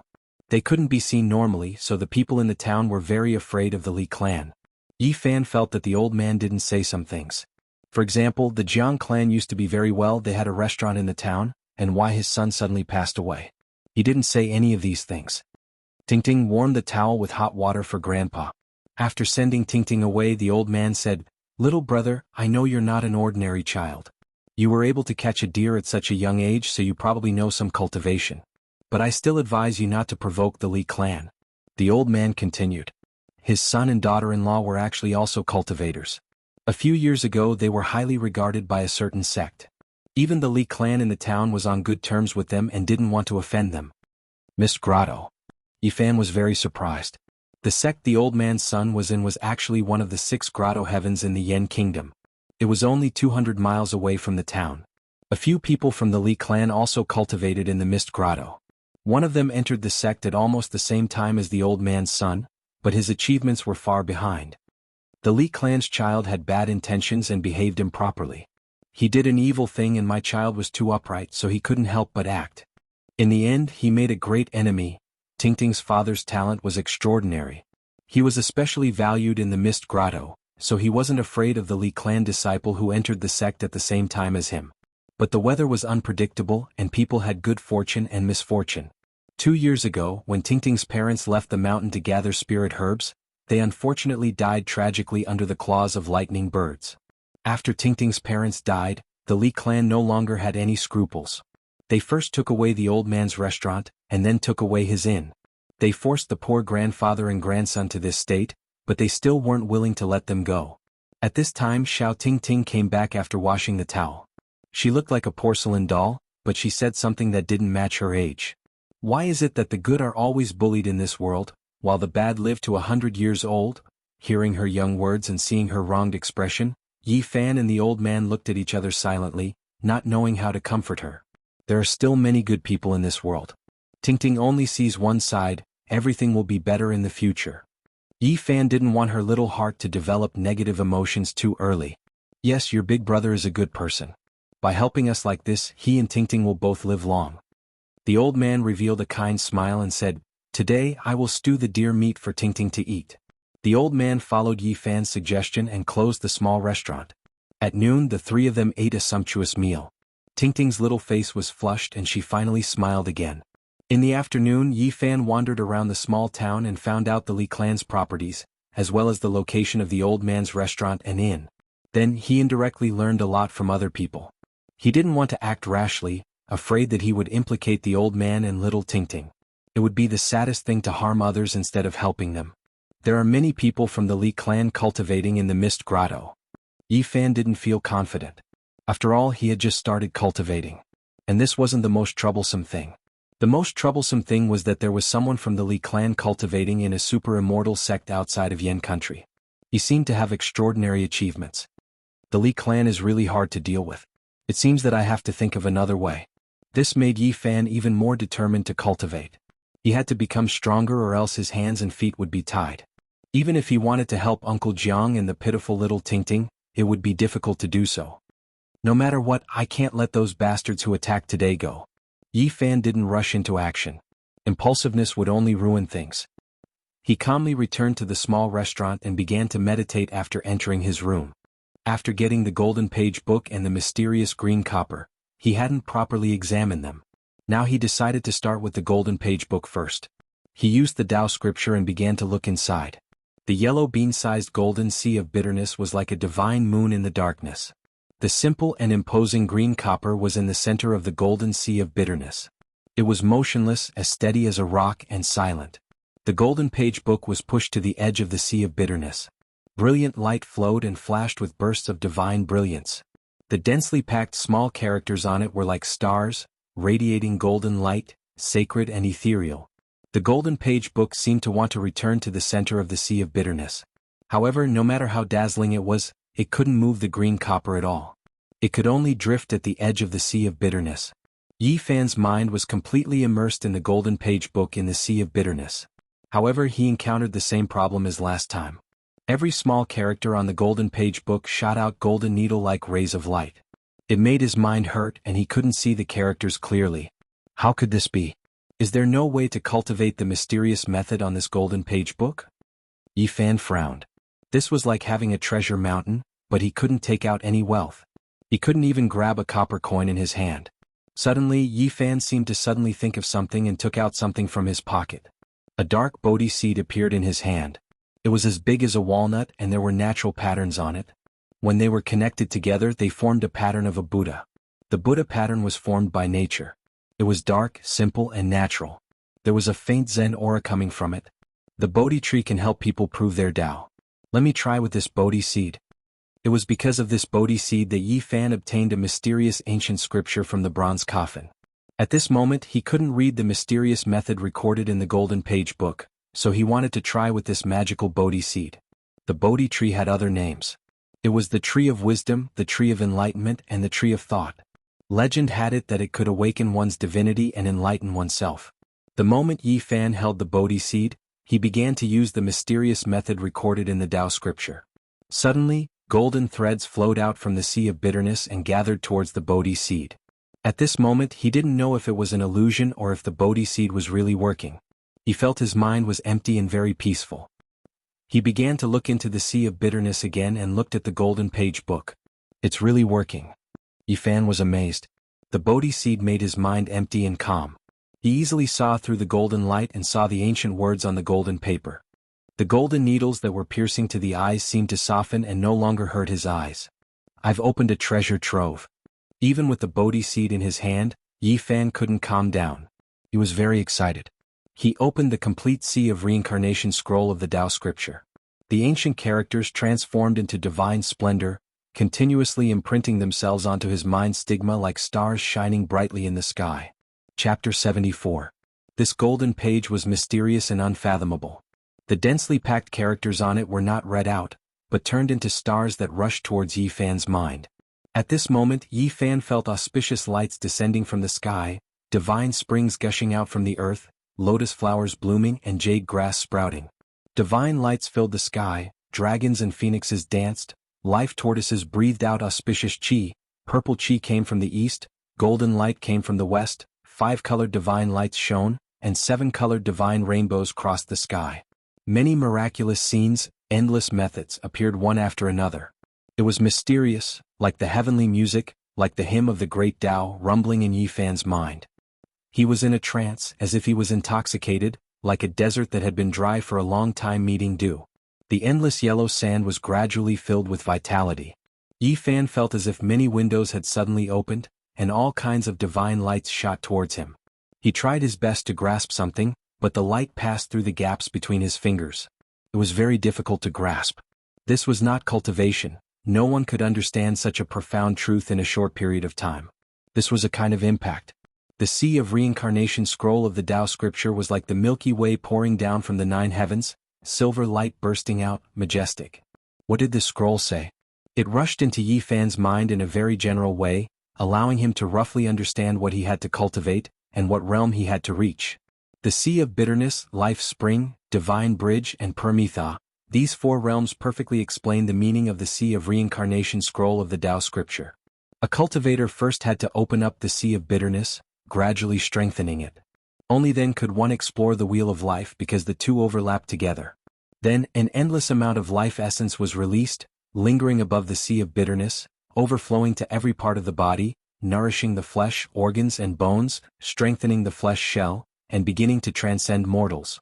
This was the first realm of the Sea of Reincarnation scroll, the Sea of Bitterness. The Sea of Bitterness covered the Wheel of Life, one above the other, overlapping. Every year, a mark would be left on the Wheel of Life, until the Wheel of Life was full of scars and completely collapsed. At that time, a person's lifespan would be exhausted and they would die. If he wanted to change the situation, then the only way was to open up a passageway in the Sea of Misery that led directly to the bottom of the sea and linked up with the Wheel of Life to allow an enormous amount of vitality essence to surge out and stop the corrosion of the Sea of Misery. Only then would he be able to extend his lifespan. Quantitative change led to qualitative change. The vigorous life essence surged and finally gathered together. It would turn into liquid form and form the divine spring of life, which would then rush into the Sea of Bitterness. Opening a life spring in the desolate Sea of Bitterness and connecting it to the Wheel of Life, allowing the divine spring to flow, this was the second realm of the Sea of Reincarnation scripture, life spring. Only in this way would a cultivator have a source of power, and only then would they be able to execute various mystical techniques and divine abilities, possessing unfathomable might. This was the crucial step for a cultivator to transform. As long as the source of divine power was not exhausted, their magic power would be endless. In fact, the divine rainbow that cultivators controlled was the divine light that flowed out of their life springs. After reaching the life spring realm, one would be able to control a rainbow to fly in the sky and burrow into the ground. There were countless mystical techniques. The mysteries of the human body were endless, and powerful cultivators did not want to be trapped in the Sea of Bitterness. They wanted to explore other unknown secret realms of the human body, so there was the process of forcefully crossing the Sea of Bitterness. The mystical techniques recorded in the Tao scripture had an indomitable momentum. Even if the Sea of Bitterness was boundless, there was no need to look back. One needed to use one's own strength to break through the shackles. In order to achieve their goal, the cultivator needed to transform their flesh shell and form a segment of divine meridian in the Sea of Bitterness to help them break through the obstacles and reach the other end of the Sea of Bitterness. This was a difficult and long process. The cultivator would become stronger the more he suffered, and in the end, the Sea of Reincarnation would sublimate, forming the divine meridian of heaven and earth, and releasing the endless potential of the body. This was the third realm of the Sea of Reincarnation scripture, divine bridge. At this stage of cultivation, the cultivators must be incomparably firm and could not be shaken. Only then could they see through the falsehood and fog and continue to search for their own shore. In this process, not only must the flesh shell transform, but the spirit must also sublimate. The spirit and the shell must become one, breaking through the shackles and transcending oneself. Only then could one return to their origin and find their roots. The divine bridge was like a rainbow, successfully crossing the Sea of Bitterness. This was the fourth realm of the Sea of Reincarnation scripture, opposite shore. Reaching the opposite shore, the cultivator's flesh and blood, organs and bones would all wither, and then there would be a different kind of rebirth, continuously being reborn 9 times, completing the transformation of a cocoon into a butterfly. The Sea of Bitterness, life spring, divine bridge, opposite shore, these 4 great realms were separated from each other like heaven and earth. To break through was extremely difficult. Every great realm had many details that needed to be accumulated and settled. Only then would there be the possibility of transformation. So after reaching the second great realm, Life Spring, one can control a rainbow to travel. For such a person to kill a bitter sea stage cultivator, it would be as easy as crushing an ant. Yifan shuddered. He thought of Elder Han, whose cultivation was at least at the Life Spring stage. Between the four great realms, the difference in strength was huge, like the gap between heaven and earth. To classify Yifan as a bitter sea stage cultivator was really a bit forced, because the golden sea of bitterness that he had opened up was too small. It was only the size of a soybean. Yifan was not dispirited. After all, he had just started cultivating. The time was too short. To have such an achievement was really not easy. Moreover, his sea of bitterness was different from the others. It was bright and dazzling without the slightest deathly aura. Every time it was opened, it would shake the heavens and earth, like a golden ocean surging. It must not be ordinary. Then Yifan thought of Elder Han's grandson Han Feiyu. Although his divine spring of life could not gush out, and had not reached the second great realm, Life Spring, but he could already control the greenwood treasure seal. Such a bitter sea cultivator, who had grasped a treasure, was enough to be a threat to him. Yifan received the impact of the general trend. It was like a dream. The Sea of Reincarnation chapter of the Tao scripture was like a magnificent historical picture scroll, unfolding in his heart, and then like a surging sacred river that split the heavens and earth, surging past, allowing him to understand the profound true meaning. There was no specific cultivation, but this grand baptism had benefited him a lot. This was a kind of grasp of the overall cultivation, allowing him to understand the direction and know how to walk the road in the future. There are some differences from the Tao scripture that I practiced before. After Yifan grasped the general meaning, he began to carefully study it from the beginning, and suddenly found an abnormality. He found that the mysterious technique recorded in this golden page was different from the Tao scripture that he practiced in the Spirit Ruins Paradise. Just the opening few lines of ancient characters were somewhat different. It seems that after the Sea of Reincarnation of the Tao scripture was lost, although some fragments were passed down, but they were not accurate enough. Yifan secretly rejoiced. If he had not accidentally obtained this golden page, he most likely would never know the shortcomings of the Tao scripture that he had practiced before. Now I can still correct it and make the mysterious technique perfect. Yifan did what he said, and immediately began to practice according to the mysterious technique recorded in the real Tao scripture. A mysterious feeling welled up in his heart. He felt that his heart was empty. After the mystical technique was corrected, the golden threads that flowed out from the sea of sufferings increased. They flowed towards his limbs and bones, making his entire body comfortable. His flesh, blood, organs, and bones were all being nourished. At this moment he seemed to have an inexhaustible amount of energy. At the same time, some strange changes took place in the sky above Yifan's golden sea of bitterness. All kinds of strange phenomena appeared. Divine splendor appeared, like stars at first, and then like chaos. Qi was breathed out and spread out, coming out of nothingness. Misty mist lingered and divine rays shone. There were thousands of changes without a fixed pattern. The sky above the golden sea was ever-changing. One moment the sky was full of stars, and the next moment the sky was silent. Growth and decline, prosperity and destruction were repeated, constantly alternating with reincarnation. Is this the change that the real Tao scripture has? Yifan was very surprised. At this moment he felt the vigorous vitality of the heaven and earth combining qi to give birth to all things, and he also understood the lifelessness of the universe and the withering starry sky. It was not until a long time later that everything calmed down, and the golden sea of bitterness became more condensed. In the past it was as bright as the moon, but now it was as bright as the sun. The overflowing golden threads were even more blazing, and there was an extremely vigorous vitality. The real Tao scripture is indeed extraordinary. Yifan sighed. He believed that he could go further and break the curse of the sacred body of the ancients. However, he was not complacent, because he knew that there were several ancient scriptures in the Eastern Barren territory that were comparable to the Tao scripture.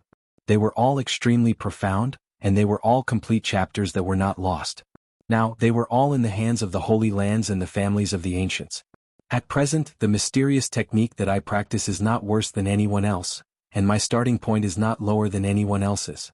Yifan's eyes shone brightly as he said, I will definitely be able to open up the sea of bitterness, let the divine spring gurgle, form the bridge between heaven and earth, reach the other side and be reborn 9 times in a row, completing the metamorphosis of breaking out of the cocoon and becoming a butterfly. Chapter 75. After dinner, Yi Fan continued to comprehend the Tao scripture. For the whole night, he was immersed in a mysterious state. The golden sea of bitterness was spread out and out of nothingness. The stars were shining, the chaos was hazy, and it was ever-changing. It was not until the second day that he woke up from this state. He was not tired at all. The essence of life in the sea of bitterness was overflowing, making him feel refreshed. "Big brother, it's time for breakfast." Little Ting Ting bounced over and called him to eat. Her little face was filled with a happy smile. Although the clothes on her body were not fitting and were tattered with many patches, it could not hide the unique brilliance of her bright childlike face. Yi Fan sighed. A child was a child. She had experienced such a tragedy yesterday and suffered so much grievance. She cried so sadly, but when she woke up, she was no longer sad and quickly forgot all the unhappiness. "Is Ting Ting happy?" Yi Fan asked with a smile. "Yes." Ting Ting nodded seriously and said, "Now that there is food, Grandpa doesn't have to be reluctant to eat. He saved it for me. Of course Ting Ting is happy." Yi Fan was startled. It turned out that some people's happiness was so simple. Being able to eat made Ting Ting so satisfied. Compared to those who tried their best to fight for fame and fortune, this standard was too low. Perhaps it was because of this simple happiness that such a pure beauty was born. Looking at her blushing little face full of smiles, Yi Fan was deeply infected. He dotingly touched her head and then pulled her out of the house. When it was close to noon, the middle-aged man from the Li family came again. Seeing that the small restaurant was closed, he kicked it a few times and cursed, "Open the door, Grandpa is here to eat." Inside the small restaurant, Ting Ting was very nervous. Her big eyes were full of fear. She tightly leaned against the old man's arms, afraid that those people would break in. Uncle Jiang gently patted her back and comforted her in a low voice. Yi Fan stood in the house and listened to those unpleasant curses. He gradually frowned and his eyes became colder. "Fine, old man Jiang, if you don't do business, just wait to starve to death. You're already 70 or 80, let's see what you can do." The person outside cursed and smashed the 2 pots of flowers outside the door. Then he used a dagger to carve on the door until it was beyond recognition. Only then did he swagger away. "Grandpa."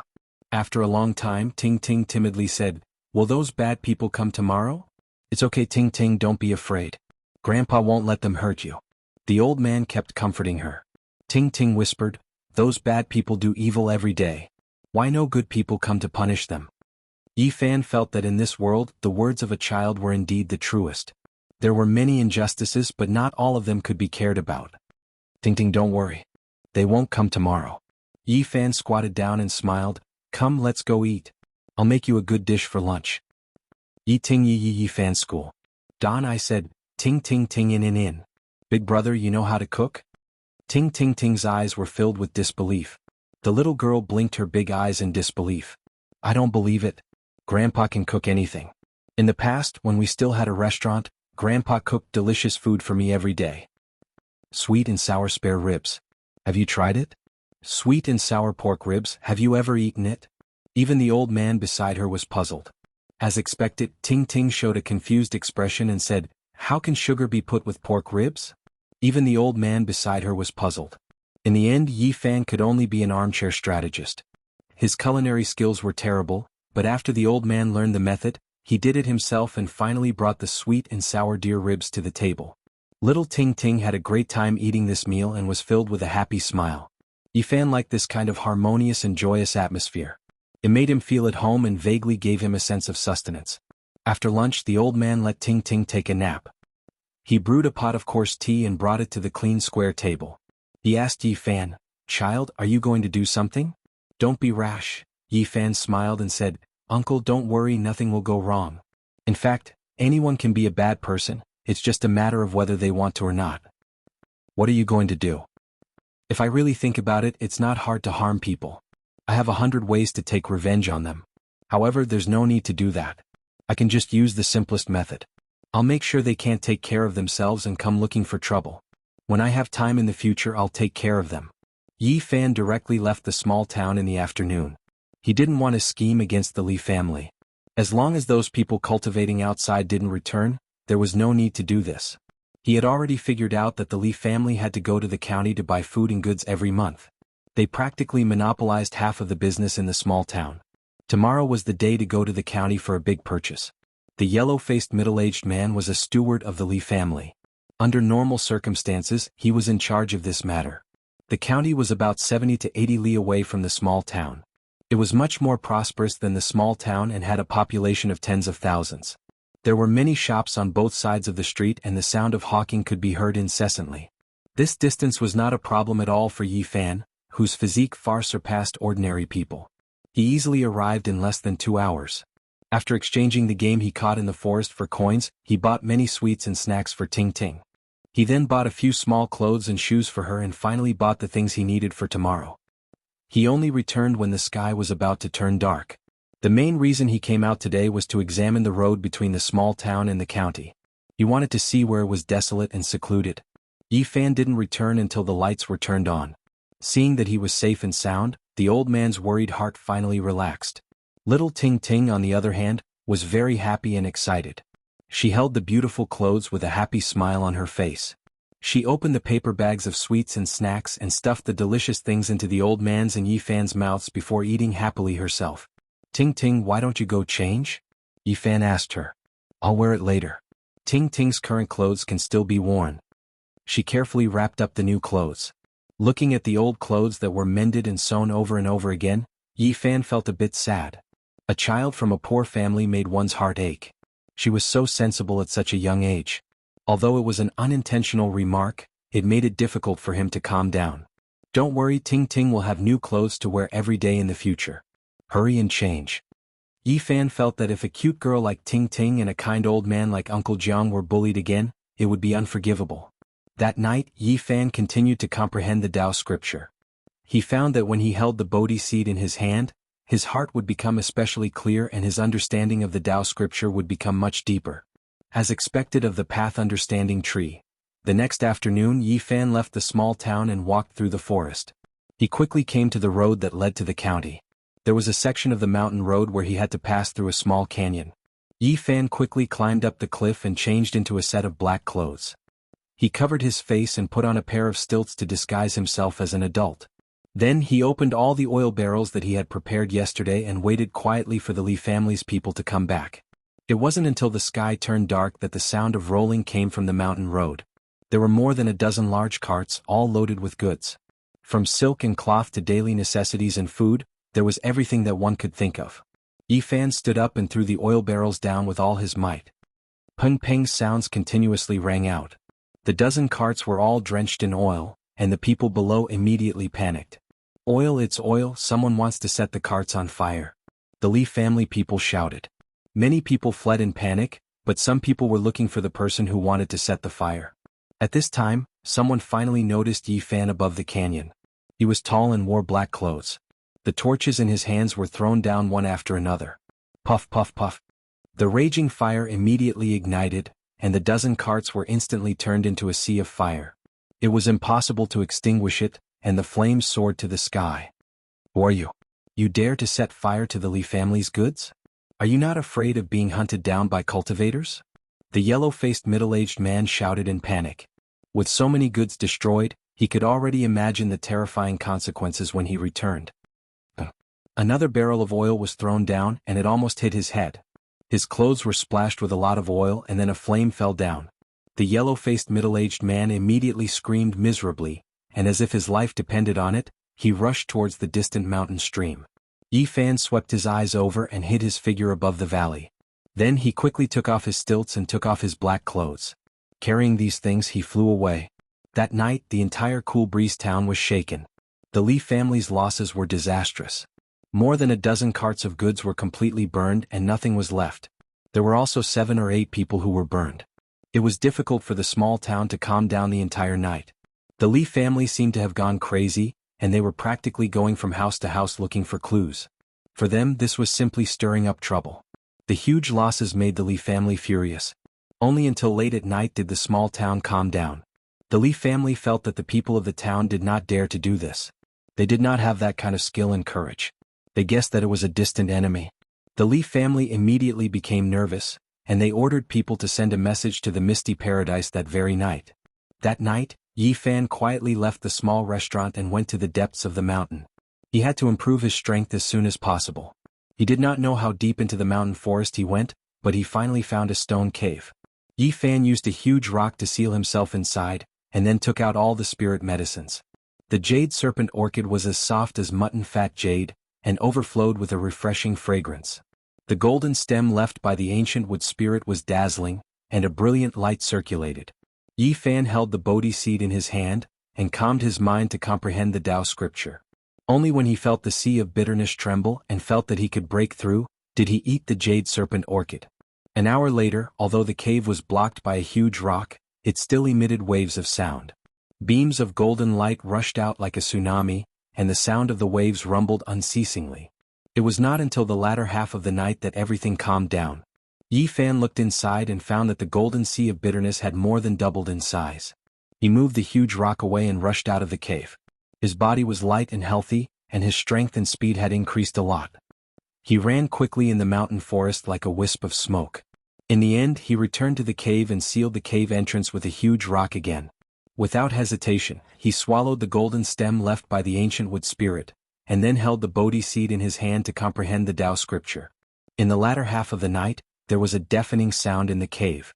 The huge rock blocking the cave entrance suddenly collapsed, and the stones shot out in all directions. It was like a volcanic eruption, and also like the nine heavens Milky Way pouring down. The cave was filled with dazzling light, tsunamis shook the sky, and thunder was unceasing. Yi Fan's sea of bitterness turned into a golden ocean, and kept rolling high into the sky. This situation lasted for a full 2 hours, and then the terrifying sound slowly subsided. The divine light gradually faded, and Yi Fan rushed out quickly. The cave behind him let out a rumbling sound and quickly collapsed. The reason it hadn't collapsed before was because the golden light was supporting it.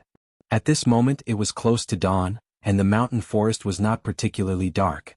Yi Fan felt that his body was full of vitality, and there was an exuberant essence flowing in his body. The golden sea of bitterness had expanded from the size of a soybean to the size of a pigeon's egg overnight. It had expanded several times. He was very surprised. All of this was caused by the golden stem left by the ancient wood spirit, which contained 10 times more life essence than the jade snake orchid. It was really a rare treasure. Yi Fan could not calm down. He found that his body was like a bottomless pit, and he did not have to worry about the medicinal effect being too strong. As long as he could provide enough life essence, he could continue to open up the sea of bitterness. Did the curse of the sacred body of the ancients not appear on me? Or is this the curse? Every step forward requires a huge amount of life essence. In this way, the path will become narrower and narrower, and it will be difficult to open up the sea of bitterness in the later stage. If ordinary people absorbed so much life essence, they would have already broken through the sea of bitterness, and their body would have already collapsed. If ordinary people absorbed all of this life essence in a long time, the sea of bitterness opened up should be bigger than mine.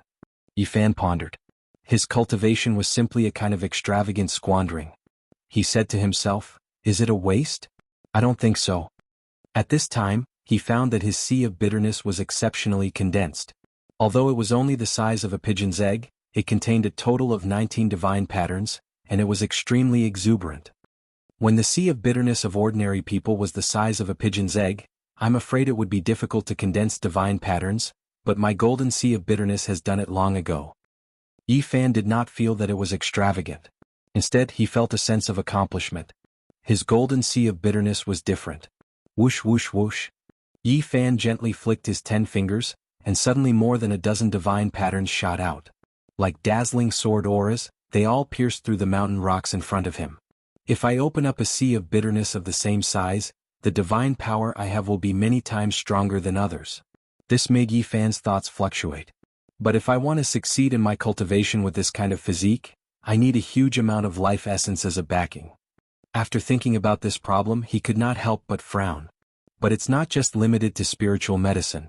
If I can find the source that Elder Wu Qingfeng mentioned, I should be able to break through in a treasured land with extremely dense spiritual qi.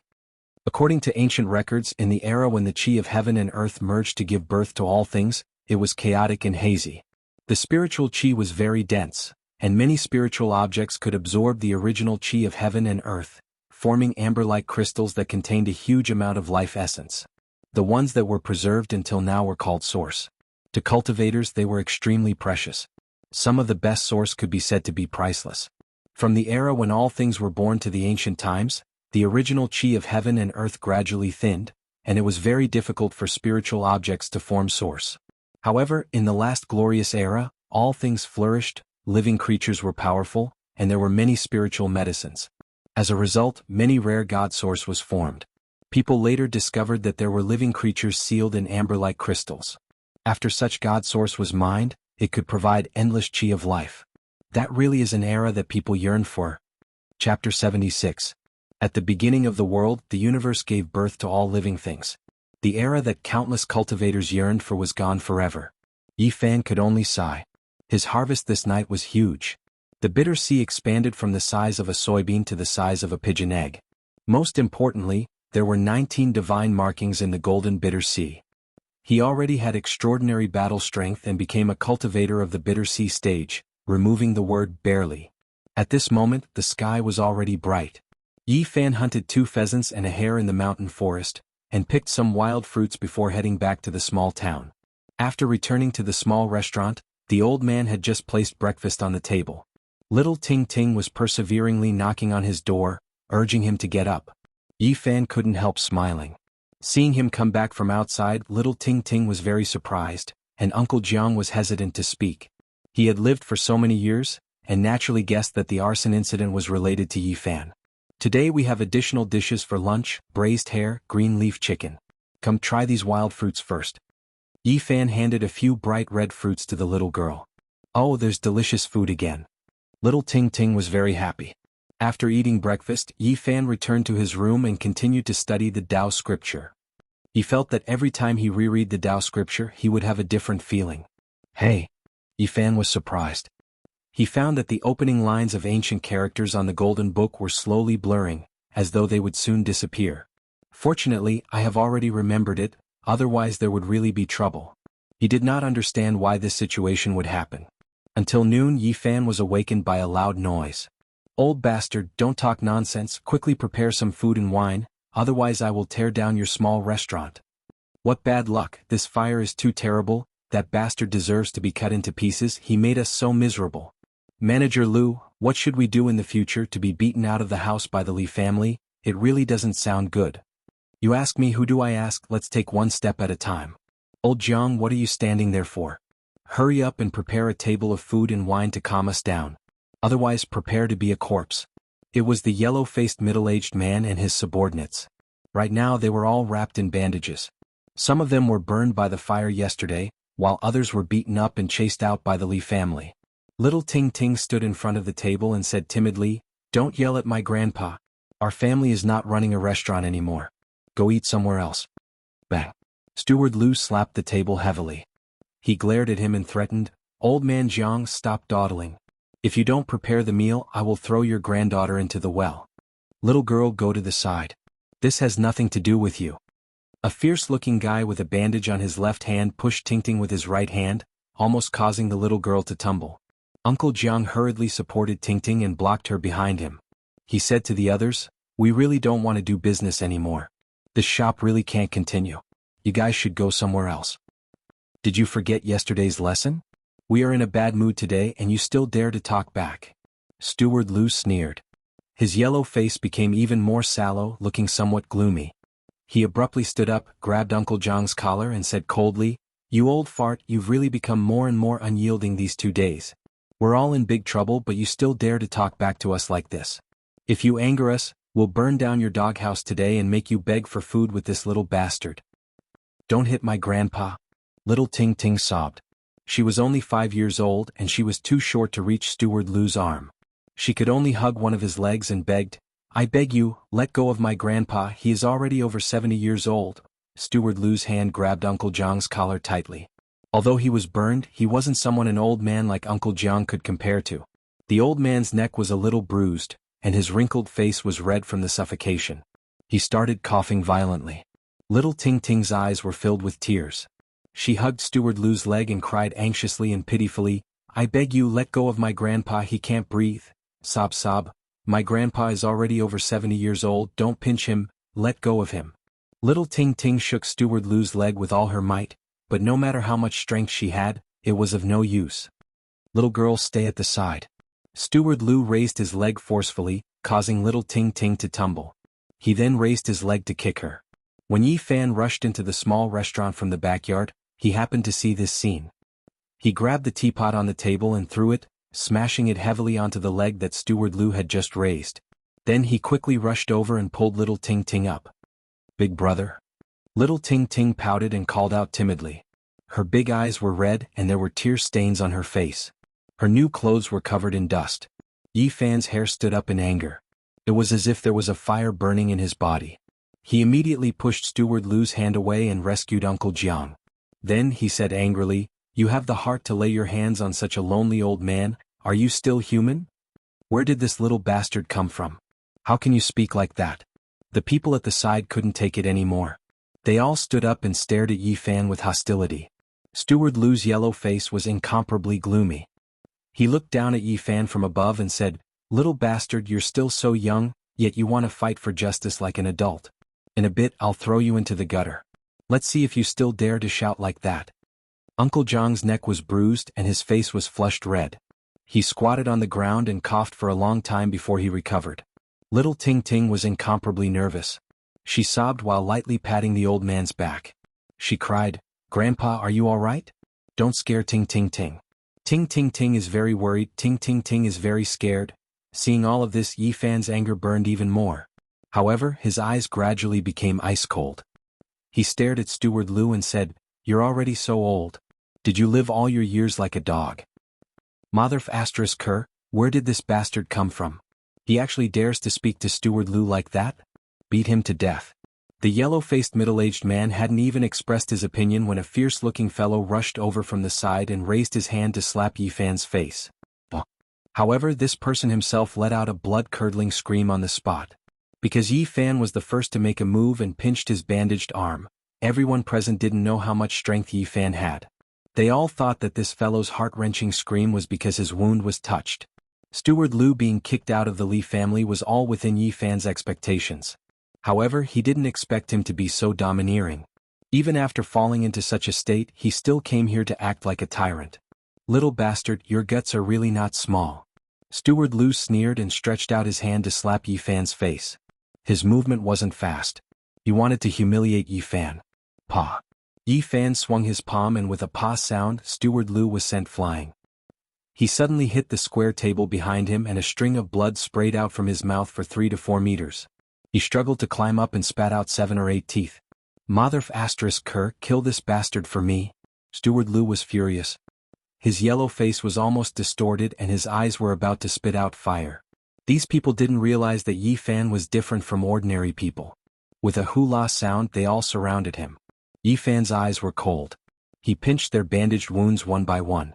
Suddenly, miserable screams were heard. Pa, pa, pa. Then more than a dozen slaps sounded in succession. Yi Fan raised his left and right hands respectively and fiercely slapped their mouths. "You bastards, you even have the heart to bully such a lonely old man and such a cute child. You really deserve to die." Yi Fan's strength was so great that if he didn't control his strength, he could directly split these people's heads. Even so, their molars flew everywhere. These people covered in bandages were slapped until their mouths and noses bled. Their teeth fell out and they rolled on the ground. "Ah, little rabbit is here, bastard, you dare to hit us? It hurts so much, my wounds." These people were slapped by Yi Fan until they rolled on the ground and screamed. "I'm sorry, Uncle Jiang. I forgot that this is a small store. I'll have to trouble you to clean up later. I'll throw them out now," Yi Fan said as he grabbed them one by one and threw them all out. Uncle Jiang's emotions fluctuated violently. It was as if the anger that he had been holding in for 2 years was suddenly released. His body was trembling. He used his hands to cover Ting Ting's eyes so that she wouldn't see any of this. He was afraid that it would scare the little girl. Ting Ting was extremely anxious and asked with a sobbing tone, "Grandpa, what's wrong with Big Brother? Are those bad guys bullying him?" "Ting Ting, don't worry. Your big brother is fine. Those bad guys were all beaten to the ground by him." Yi Fan threw these people onto the street, but he did not let them go. He kicked them until they rolled around like rubber balls. They cried and screamed as if they had been skinned. They screamed like pigs being slaughtered. Steward Lu was naturally the target that Yi Fan paid special attention to. His cheeks were swollen, and it was unknown how many times he had been slapped. Almost all of his teeth were knocked out. "Help! Murder!" These people screamed and cried for help, attracting many onlookers. However, no one tried to stop them. Many people even wanted to go over and kick them a few times. When Yi Fan saw this, he loudly said, "Fellow villagers, what are you waiting for? These people were the dogs of the Li family, and now that they have been kicked out of the Li family, there's nothing to worry about. Come and beat them up. Teach them a good lesson." These words exceeded Yi Fan's expectations. With a whoosh, everyone surrounded them. Men, women, old and young were tearing and pulling at the people on the ground. "I heard this morning that they were beaten up by the Li family because their goods were burned. Looks like it's true. No wonder this young man can beat them up. So they are covered in injuries. Otherwise, this young man would have suffered a great loss today. Beat them. Beat these bastards to death." The crowd was enraged. They rushed forward and beat the people on the ground. It wasn't hard to guess how unpopular these people were. Now that the crowd was enraged, all of their anger erupted. The people on the ground kept rolling. Their screams were no longer human. They cried and cried for their parents. They were beaten until they lost control of their bowels and urine. The stench was overwhelming. Yi Fan originally wanted to take advantage of the chaos to break some of their bones and make them behave for a year and a half, but now he realized that he didn't need to do it. The men and women, old and young, who surrounded them beat the drowning dogs. Several people's arms and legs were all broken. They would probably be crippled for the rest of their lives. One could imagine how much anger they had aroused. "Spare us, we won't dare to do it again. Help, someone's dead." Chapter 77. Steward Liu and the others were beaten so badly that they could barely breathe. They lay on the street like dead dogs. In the past, they had gone too far and had already aroused public anger. If it weren't for the advice of a few prudent old men, they would have been beaten to death. In the end, everyone threw them to their own doorsteps like dead dogs. This matter could be said to be very satisfying. At noon, the small restaurant was filled with laughter. Little Tingting's smile was exceptionally bright. She was no longer worried or afraid. Uncle Jiang also let out the anger in his heart, and the wrinkles on his face seemed to have melted a lot. He made several dishes such as rabbit meat in red, rabbit meatballs and clear soup, sweet and sour rabbit ribs, green leaf roll chicken, spicy diced chicken, and some vegetables and wild fruits. This meal lasted for a long time. From time to time it was mixed with laughter. This harmonious atmosphere gave Yi Fan the illusion that he had returned home. After lunch, Yi Fan directly went deep into the mountains. He began to try to control the divine glyphs, because it was very crucial and important for his later cultivation. Every divine glyphs was like a divine iron chain, lingering above the golden sea of bitterness. This was the primitive form formed by the condensation of life essence. Cultivators could sacrifice the divine glyphs into various shapes, such as flying knives, daggers and so on. They could be released from the body to kill the enemy, which was more effective than the divine glyphs. Some people would spend a lot of time and effort to sacrifice the primitive, divine glyphs, into flying swords, small shields, divine halberds and so on. This way it would be easier to control, and its power would be much greater when facing the enemy. There were also some people who were not afraid of complexity and mystery. They repeatedly tempered the divine glyphs into cauldrons, bells, or towers, and so on, which could exert all kinds of mysterious power. Legend has it that the tools refined by a few cultivators using the divine glyphs might undergo unexpected changes in the later stages. The path of Tao, interweaved inside the tool, which had unfathomable power. Of course, the probability of this was very low. Only those extremely talented and powerful cultivators might have such a chance. Based on past experience, the more complicated and profound the artifact refined from the primitive, divine pattern, the more powerful it was. Relatively speaking, the cauldron, bell, or tower, had a higher chance of interweaving the path of the Tao within it. Of course, the more complicated a tool was, the more difficult it was to take shape. Even after spending an endless amount of time and energy, they might not even be able to forge a silhouette, wasting their time.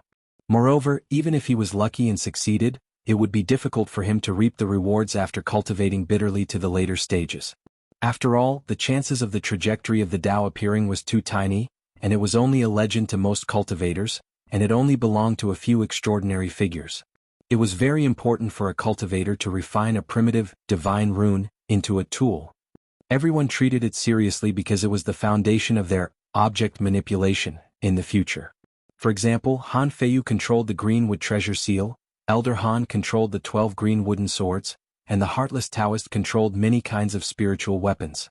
The premise was that they had already refined the primitive divine rune into a tool, and used the tool to control all kinds of weapons. The vast majority of people, after refining the divine rune into a tool, would choose a spirit treasure of the same shape. Only when the two were the same, could they display the greatest power. Of course, because the shape was different, it was not that they could not control other weapons, but it was more or less at a lower level. There were also some cultivators that constantly condensed divine rune, repeatedly refining their tool, and did not need to control other physical weapons. The tool that was forged was their spirit treasure. According to the records of the Sea of Reincarnation of the Yidao scripture, the Bitter Sea, Life Spring, Divine Bridge and Prometheus stages, each stage could refine a tool. Yi Fan was already a cultivator of the Bitter Sea stage, and now he was going to refine his first tool. He was seriously considering what to choose because this was a matter of great importance. Once the tool was formed, it would be very difficult to change it. Moreover, the first tool was the foundation of his future, and was much more useful than the tools that were forged in other stages. Since he had chosen the path of cultivation, everything had to be considered in the long term. Yi Fan first eliminated flying swords, shields, spears and other ordinary weapons. Even though he knew that the hope was slim, but he still hoped that his tool would be able to interweave the path of the Tao in the future. Therefore he decided to choose from those complicated and mysterious tools. Just what should I choose? Yi Fan seriously and carefully considered for a long time, and finally his eyes lit up. Finally he made a clear choice. He decided to refine his divine rune into a cauldron. This was not an impulsive decision, but a decision that Yi Fan had made after careful consideration. It was not only because he liked the cauldron, but more importantly the cauldron was the most mysterious object in ancient China. The cauldron ran through the entire ancient history of China. The collapse of mountains and rivers, the change of dynasties, the rise of feudal vassals, the unification of the 9 regions, were all inseparable from the cauldron. It was the divine tool of the 9 regions, the sacred object of the country. Seeking the throne of the Central Plains, the golden age of the spring and autumn period, there were countless idioms that were related to the cauldron. The cauldron had a long history in ancient China, and was the most mysterious tool of the state. It could even be said that the cauldron could represent ancient China. It was difficult to say just how long the history of China was. There were some things that were not recorded and passed down. Yi Fan thought of many things, so he chose the cauldron. In the pre-Qin period, there were many saint emperors and ancient emperors who had worshipped on Mount Tai, including Fuxi, Shennong, the Yellow Emperor and other 72 ancient emperors. Now in Yi Fan's view there were too many mysteries. Deducing from his own experience, it was not difficult to find that ancient China was shrouded in endless fog. There seemed to be an extremely mysterious period in ancient China. That period of time was buried in the vast river of history. From various clues some things could be detected. The ancient people seemed to have mastered extraordinary power. The cauldron, as the most mysterious object passed down from that period, was naturally valued by Yi Fan. It was the most important sacred object that ran through the history of ancient China, so he naturally chose it as the important tool. As for this choice, Yi Fan was full of confidence. This was the crystallization of ancient China, and as his first tool and foundation, it was the most suitable. There were many forms of the cauldron. The most famous ones were the 3-legged cauldron and the 4-legged square cauldron. Which one should he choose? Yi Fan thought carefully again. The 3-legged cauldron appeared even earlier. He gradually made a decision in his heart. In addition to the earlier reason, there were other reasons. From his current identity as a cultivator, he felt that the 3-legged cauldron contained some inexplicable principles. The 3-legged cauldron was more stable than the 4-legged cauldron. It was the most stable form, and the Tao and meaning of the round cauldron were broader and deeper. The 3-legged cauldron was stable, firm, stable and solid. The circle represented the heaven and earth, the universe and the stars. According to legend, when Pangu split the heaven and earth, he broke a circle and shattered a spherical space. This was the initial evolution process of chaos, and the circle represented the origin. That's right, I'll choose the 3-legged cauldron. After serious consideration, Yi Fan made this important decision. It was not easy to forge the primitive divine glyph into a tool. This was a long and arduous process that could not be accomplished in one go. First, he had to determine the form of the tool, and firmly imprint it in his mind. In the future he would use it as a reference to forge the tool. There could not be a single flaw. With the Bodhi bead in hand, Yi Fan immersed himself in an ethereal state. He engraved a diagram in his mind and simulated the 19 divine glyph with his divine sense. Then he began to forge them in his mind. After relentless effort, the 19 divine glyph finally melted and condensed into a small golden cauldron the size of a bean. It shone brilliantly and was very perfect. However, Yi Fan was not satisfied. He felt that something was missing. The form was perfect, but it lacked the Tao. Yes, it's still missing the handles. Yi Fan began to forge again. The small golden cauldron slowly formed a pair of handles. The moment this small golden cauldron was formed in his mind, Yi Fan immediately felt a natural Tao. He was very satisfied and couldn't help but mutter to himself, "A cauldron, 2 handles, 3 legs. Yes, the Tao begets 1, 1 begets 2, 2 begets 3, 3 begets all things. All things bear the yin and embrace the yang, and the qi is harmonious." The more Yi Fan looked at it, the more satisfied he was. The small golden cauldron became more and more mysterious in his eyes. In the end, it occupied his mind, becoming simple and natural. Yes, that's it. After Yi Fan finished forging, the 3-legged cauldron was forever engraved in his mind. From now on, he would begin to forge such a real cauldron, in the sea of bitterness. The most mysterious tool that ran through the entire history of China. Yi Fan's heart was filled with anticipation. Chapter 78. Yi Fan had already engraved the 3-legged 2-eared cauldron in his heart, but it was extremely difficult to refine the divine patterns in the sea of bitterness. Just condensing the 19 divine patterns together took a long time.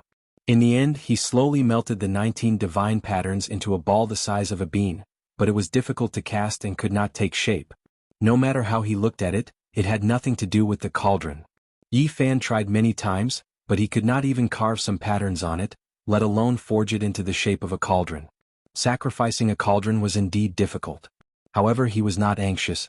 After all, this was just the beginning, and there would be time to polish it in the future. This would be a long and difficult process not only for him but for others. The sky darkened. Yi Fan hunted a badger and walked back. Returning to the small restaurant, he had just sat down when the old man laid out a table full of food and wine. The fragrance was alluring. Little Ting Ting had changed into a new set of clothes. Her rosy little face was filled with a sweet smile, revealing 2 cute little dimples. The little girl's definition of happiness was very low. As long as she could eat and not be bullied, she would be very satisfied. Moreover, she had new clothes to wear now. Today the Li family is on high alert. They have gathered many strong men as if they are guarding against something, Uncle Jiang said at the dining table. What's going on? Yi Fan asked. The Li family has an enemy who lives dozens of miles away. There are also people in the family who are cultivating outside. They are both strong local families and the 2 families have never been on good terms. The Li family suspects that the other party set fire to more than 10 carts of goods. Today they sent people to investigate, but in the end, a steward was detained. The rest were beaten half to death and rushed back. Yi Fan immediately chuckled and said, I originally wanted to torment them, but now it's even easier. This time, I guarantee that they will not be able to take care of themselves and will no longer have the mind to suspect others. Let the 2 families in the same village suspect each other. After asking about the situation in detail, Yi Fan quietly snuck out of the small town at night and went straight to a villa dozens of miles away. He snuck in without a sound. Although there were people in the family who were cultivating outside, there was no such person in the family at the moment. To Yi Fan it was as if he didn't exist. After more than an hour, he found a person tied up tightly in a woodshed. Is that Steward Jiang? The voice of the person in the woodshed was shrill, similar to what Uncle Jiang had described. He immediately replied, It's me. Who are you? Steward Jiang, I'm here to save you. Yi Fan walked over and broke the rope on his body, saying, Your family's young master went down the mountain from the misty paradise. This time he is going to completely destroy the Wang family. What? Steward Jiang seemed to be very surprised and said, Who are you? Yi Fan's voice immediately turned cold as he said, Calm down. Your family's young master has invited a few martial brothers and I am one of them. Greetings, great immortal old master. Even though Steward Jiang could tell that the other party was young, after learning that the other party was a cultivator, he immediately kowtowed like a bug. No need to kowtow. Right now I have something to tell you. Listen carefully. Great immortal old master, please speak. There are a few barrels of oil here. Go outside and set them on fire. When the fire is lit, shout loudly that your family's young master is going to destroy the entire Wang family. Ah, if that's the case, will I be caught and killed by them? At this moment, how could Steward Jiang think of anything else? All he was thinking about was whether or not he could preserve his own life. Don't worry, we are responsible for your safety. The few of us want to slowly torture them and let the Wang family die in fear. Okay, I'll go set the fire now. When the time comes, I'll charge together with great immortal old master. Yi Fan patted his shoulder and said meaningfully, You've done a great service. Being praised like this by an immortal in his eyes, Steward Zhang's blood immediately boiled. His hatred for bullying his neighbors was completely unleashed. He picked up a few barrels of oil and rushed out with large strides. Yi Fan picked up the broken rope on the ground, then turned around and disappeared into the darkness. Not long later, the mountain villa was ablaze. 4 to 5 places were set on fire at the same time. Just at this moment, Steward Zhang's shrill voice rang out. It was especially ear-piercing in the middle of the night. He said, Wang family son of AB*, I've set your nest on fire. Just you wait, my family's young master will destroy your entire family. The Wang family was instantly in chaos. There were the cries of women and the curses of men. Very quickly, there were people holding shining blades and rushing towards Steward Zhang. At this moment, Steward Zhang was extremely excited. With a celestial supporting him, he had no fear and lit 4 to 5 more fires. When the Wang family people saw this, their eyes turned red. They roared in anger and rushed over. They waved their blades and slashed. Under the illumination of the fire, the snow-white blades were especially eye-catching. Only at this moment did Steward Zhang feel fear. This was because the celestial did not appear by his side. At this moment, even if he wanted to escape, it was already too late. He let out a scream of fear and had just turned around to take a step when his neck was directly cut. Blood gushed out and he died with his eyes wide open. Seeing that Steward Zhang had been killed, Yi Fan quietly retreated from the darkness. However, he did not leave. He took advantage of the chaos to light more than 10 fires. The raging flames burned fiercely, dyeing half the sky red. Only at this time did Yi Fan fly away, disappearing into the darkness in the blink of an eye. The next day, when the news reached Fresh Breeze Town, the Li family was immediately shaken. Half of the Wang family's mountain villa was burned down? What, Xianxia did it? Bastard Xianxia, I will kill your entire family. Everyone in the Li family panicked. Like ants on a hot pan, they gathered all the able-bodied men and prepared to deal with the Wang family's revenge. Half of the Wang family's mountain villa was turned to ashes. They were extremely furious and burned down all the Li family's shops in the county. As for the gold and silver, they took all of it and gathered the servants to attack Fresh Breeze Town. On this day, outside of Fresh Breeze Town, the two families had an intense bloody conflict. Both sides suffered many casualties. There was nothing to explain now, so they could only resolve it with blades and blood. Only until dusk did both sides retreat. It was obvious that the matter would not end like this. In the next few days, there would definitely be more bloody conflicts. That very night, the Wang family's people came again. They rushed into Fresh Breeze Town and went straight to the Li family to set fire. If they had not been prepared, the Li family might have been completely turned to ashes. Even so, many rooms were burned down and there was no peace for the whole night. The residents of Fresh Breeze Town all clapped their hands in joy. The Li family usually acted like a tyrant in the village and had long since provoked the resentment of the people. It was just that no one dared to stand out. Now that something like this had happened, it was exactly what they dared to think but did not dare to do. Uncle Jiang saw all of this with his own eyes and couldn't help but reveal a worried expression. Seeing this, Yi Fan smiled and said, "Don't worry, these two families are not good people. It's just a dog biting a dog." The old man nodded and said, "Child, try not to do this in the future." He was a little worried about Yi Fan. He felt that a 12-year-old boy could cause such a big storm with just a few casual tricks. He was afraid that in the future Yi Fan's thoughts would deepen and he would go down the wrong path. Yi Fan immediately chuckled and said, "Uncle, don't worry. I have never had the intention to harm anyone. I only do this to people like them. The Li family's people who are cultivating outside are probably coming back." The old man revealed a sad expression as he thought of his own son. "I think so too. With such a thing happening to the Li family, they must have gone to the Mist Paradise to send a message. Even if such a thing didn't happen, the Li family's people should have come back." What? Yi Fan was a little confused. The Li family usually spends a lot of money, mainly to collect spirit medicines and send them to the few people of their family who are cultivating outside. A while ago, they seem to have collected some kind of origin. It is said that it was discovered by a herb gatherer in an ancient cave deep in the mountains. It seems to have great benefits for cultivators. Yi Fan's heart shook at that time. According to ancient records, during the era when the Qi of heaven and earth merged to give birth to all things, Plants were flourishing, living beings were powerful, and there were endless spirit medicines. Many origins were produced, sparkling like amber, and there was a large amount of life essence sealed inside. There were even some rare, divine origins that had tyrannical creatures from the primordial era sealed inside. After such origins were extracted, they could provide a large amount of life essence. Discovering an origin in an ancient cave deep in the mountains, the Li family really gave me a big gift. Yi Fan revealed a bright smile. Chapter 79. Where did the herb gatherer who first discovered the origin in the ancient cave go? Yi Fan asked. There were records in the ancient books that under normal circumstances, a origin could be excavated from several pieces of origin, or even more. If they found that ancient cave, perhaps there would be other discoveries. Uncle Jiang sighed. After he returned to the town, he sold that piece of origin to the Li family. In less than a day he disappeared. Many people speculated that the Li family was not willing to pay the bill, and had secretly done something evil. Yi Fan instantly understood that the Li family must have killed him. Origin was extremely important to cultivators. They would not allow this person to speak nonsense. It seems a little troublesome. Big brother, what trouble do you have? Tingting will help you. Little Tingting tilted her head, blinking her big bright eyes, and said innocently. Yi Fan smiled, scratching her delicate little nose. Tingting is so good.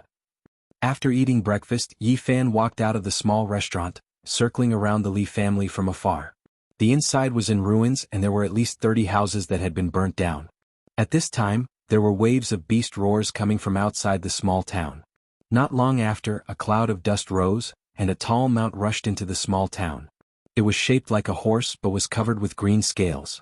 Its speed was extremely fast, and in the blink of an eye, it had arrived at the gate of the Li family. Dragon scale horse. Yi Fan was shocked. He knew of this strange beast. Its body was covered with green scales and its shape was like a horse. It had extraordinary strength, and when it ran, it was many times faster than ordinary horses.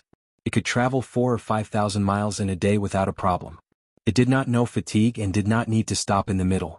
It was very difficult for ordinary people to possess such a strange beast. Even bitter sea stage cultivators would find it difficult to subdue it. The strength of the dragon scale horse was extraordinary, and normally only life spring stage cultivators could subdue it and bestow it to their juniors who could not yet ride on the rainbow. The dragon scale horse's green scales flickered, and it shook its head and tail, neighing towards the sky. It was a divine steed. On the saddle sat a young man of about 25 or 26 years of age. His face was pale, his lips very thin, and his eyes somewhat cold. The Li family was immediately alarmed. The door was opened and someone shouted and ran inside to deliver a message. Young master is back. Yi Fan relaxed. He felt that the cultivator of the Li family was most likely a bitter sea stage cultivator, otherwise he would have directly flown back on a divine rainbow. This source is mine. Now was not the time to act. Not long after, Yi Fan entered the deep mountains. This time, he looked into the golden book in the sea of bitterness and found that the words at the beginning were even more blurred, as if they were really going to disappear completely. Why is it like this? Yi Fan kept thinking about this question and said to himself, fortunately, I have completely comprehended the parts that disappeared. After that, he continued to comprehend the Tao scripture. Every time he would have a different feeling. After a long time, he stopped and began to refine the cauldron above the sea of misery. The 19 divine markings were smelted together, like a lump of divine iron shining brightly. No matter how many times Yi Fan refined it, it was difficult to turn it into a cauldron. During this period, Yi Fan once tried to forge a flying sword. Although he did not succeed, he roughly had the shape of a sword embryo. If he continued to slowly refine it, sooner or later he would succeed. Why is it so difficult to refine a cauldron? Yi Fan smelted the golden sword embryo and began to cast the cauldron again. But he tried again and failed again and again. He could only hammer it into a lump, unable to shape it, and even the rough embryo was difficult to form. If this goes on, when will I be able to cast a cauldron full of Tao charm? If I waste time in vain, it would really be like drawing water with a bamboo basket. The process of refining the cauldron not only needed to mobilize life essence, but also a high degree of concentration of divine sense. In the end, Yi Fan was exhausted and had to stop. Above the sea of misery, the bean-sized lump of divine iron was shining brightly. It was difficult to take shape after hundreds of refinements. Such a piece of divine iron can already be regarded as a half-useless tool. I don't know if it can control a weapon like the Greenwood treasure seal. Yi Fan was very regretful. He did not have any treasures and he did not know if he could control things now. Otherwise he really wanted to give it a try. Suddenly, he saw the golden book that was squeezed by the green copper at the edge of the sea of misery. His heart suddenly moved and he said, "Let's try controlling it." The bean-sized divine iron lump quickly sank into the sea of misery and instantly melted into the golden book. With a thought from Yi Fan, a blazing golden light rushed out of his body, like a flash of lightning across the sky. The dazzling light rushed past and several ancient trees and 2 boulders could not stop it. Yi Fan walked forward, and with a light push, a towering ancient tree immediately fell down. The cut was extremely smooth and when the golden light streaked past, the giant tree didn't move at all, but it had already been cut in half. Yi Fan was really shocked and several ancient trees were like this. As for the 2 boulders, with a push of his hand, they were instantly split in half, and had already been cut cleanly. The golden book flew more than a dozen meters away, like a golden sun in the sky. With a thought from Yi Fan, the golden light flashed and instantly flew back, returning to his sea of misery. How sharp! Yi Fan was very surprised. He had only wanted to give it a try, and did not expect that he would really use the golden book, and its sharpness was unparalleled. This golden paper not only records the Tao scripture, but can it also be used as a weapon? With this idea he began to try again. The golden light was like a rainbow, and it constantly cut through the void like lightning. Yi Fan found that he could only use the golden book more than a dozen meters away. Beyond this range it was difficult for him to control it. The Tao scripture is one of the most mysterious ancient scriptures in the Eastern Barren Territory. This golden page must be extraordinary. I also have a weapon, and its power must be incomparably sharp when facing the enemy. Yi Fan gradually became more confident. If even a page is like this, then the green copper must be even more terrifying. It should be a real weapon and I wonder how powerful it is. Thinking of this, Yi Fan could not calm down. He looked inside the sea of misery and wanted to control the green copper. However, in the center of the golden sea of misery, the green copper was silent, and it was fixed there like a boulder. I feel like I'm pushing a giant mountain. Yi Fan was sweating profusely and he was exhausted. He could not move the green copper at all. The center of the sea of misery was shrouded in a simple and ancient aura, and there was a majestic pressure. No wonder the Tao scripture was forced to the edge. This piece of green copper is too mysterious and extraordinary. It's like facing a boundless ocean and an ancient sky full of stars. It's vast and boundless and its pressure is like the sky. The green copper was definitely not complete. It was very much like a broken piece of some kind of artifact. If the fragment was like this, one could imagine how terrifying a complete artifact would be. It's difficult to estimate. It's impossible to estimate. Yi Fan's heart was filled with shock.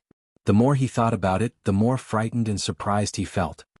He muttered to himself, "What does a complete body look like?" At this moment his eyes suddenly lit up. He saw the Tao pattern on the green copper, and those patterns had an indescribable Tao rhythm. I can't move the green copper, so I'll copy its Tao pattern first. There were no Tao patterns on the surface of the mysterious green copper, but there were dense Tao patterns on the fracture. They were complicated, profound, and unfathomable.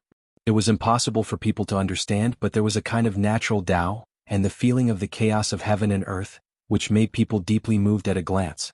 Yi Fan had not yet reached the level where he could study Tao patterns in detail. What he wanted to do was to repeatedly smelt the lump of godly iron, that could not be cast into a cauldron, on the fracture of the green copper, and copy all the mysterious Tao patterns. These dense and mysterious Tao patterns must have a great origin. It's very likely that they are the legendary natural patterns that are unique. After resting for a moment, Yi Fan began to smelt the lump of godly iron. He melted it, attached it to the green copper and constantly hammered it. It was like a mortal forging iron. He hammered it over and over again, and there were many densely packed patterns on it. He constantly refined and copied it until he developed a feeling that this lump of godly iron seemed to gradually have an indescribable charm. However, when he carefully sensed it, he found that it was still as ordinary as before. There were no changes and the so-called Tao rhythm did not exist. Is it a misconception? Yi Fan muttered to himself. In the following period of time, he constantly melted the lump of godly iron and repeatedly refined it. He copied the Tao patterns on the green copper inside and out. It could be said that he had tempered it hundreds and thousands of times. It seems to be much more condensed than before. Whether it's a misconception or not, copying the Tao patterns on the green copper is definitely only good and not bad. Finally, Yi Fan began to cast the cauldron again. He wanted to see if the lump of godly iron had really changed after copying the Tao patterns. Above his sea of bitterness, the lump of godly iron constantly changed shape. The edges and corners gradually became rounder, and the luster was much more restrained. It had a more solid feeling. In the end, although he did not even manage to refine the rough embryo, Yi Fan still felt very excited. He sensed an abnormality. In the process of refining the lump of godly iron, he found a mysterious feeling. The Tao patterns on the green copper are indeed mysterious. In the future, I will have to repeatedly smelt and copy it every day. Successfully casting the cauldron is only a matter of time. Chapter 80. At noon, Yi Fan returned to the restaurant. He really liked the atmosphere when he ate with Uncle Jiang and Little Ting Ting.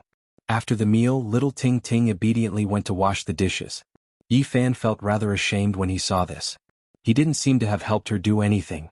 Let me do it. You're still young and don't need to do these things. Go take a nap. You're so tall. No need for Big Brother to do it. I know how to wash the dishes. They're very clean. The little girl pushed Yi Fan to the side. Uncle Jiang's face was full of smiles. He tidied up the dishes and looked at his granddaughter dotingly. A sudden voice interrupted the warm atmosphere. I haven't seen you for 2 years. This little girl has grown up and knows how to do some things. A young man in his mid-20s walked in with a faint smile. He glanced at Uncle Jiang and Yi Fan in disdain before staring at Little Ting Ting. Uncle, who are you? Do you know me? Little Ting Ting had a sweet mouth. Even though she sensed some hostility, she still obediently called him uncle. Of course I know you. I've known you since your parents were still alive.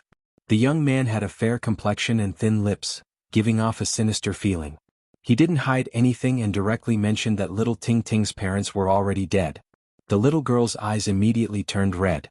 She could still vaguely remember what her parents looked like. In the past, they would often wake up crying in their dreams. Later on, she and Uncle Jiang depended on each other. As time passed, she finally stopped crying in her dreams. At this moment, she couldn't help but cry when someone mentioned her parents again. She turned around and slowly washed the blue and white porcelain bowls. Her shoulders constantly twitched. Seeing Little Ting Ting's sadness, Uncle Jiang's expression changed.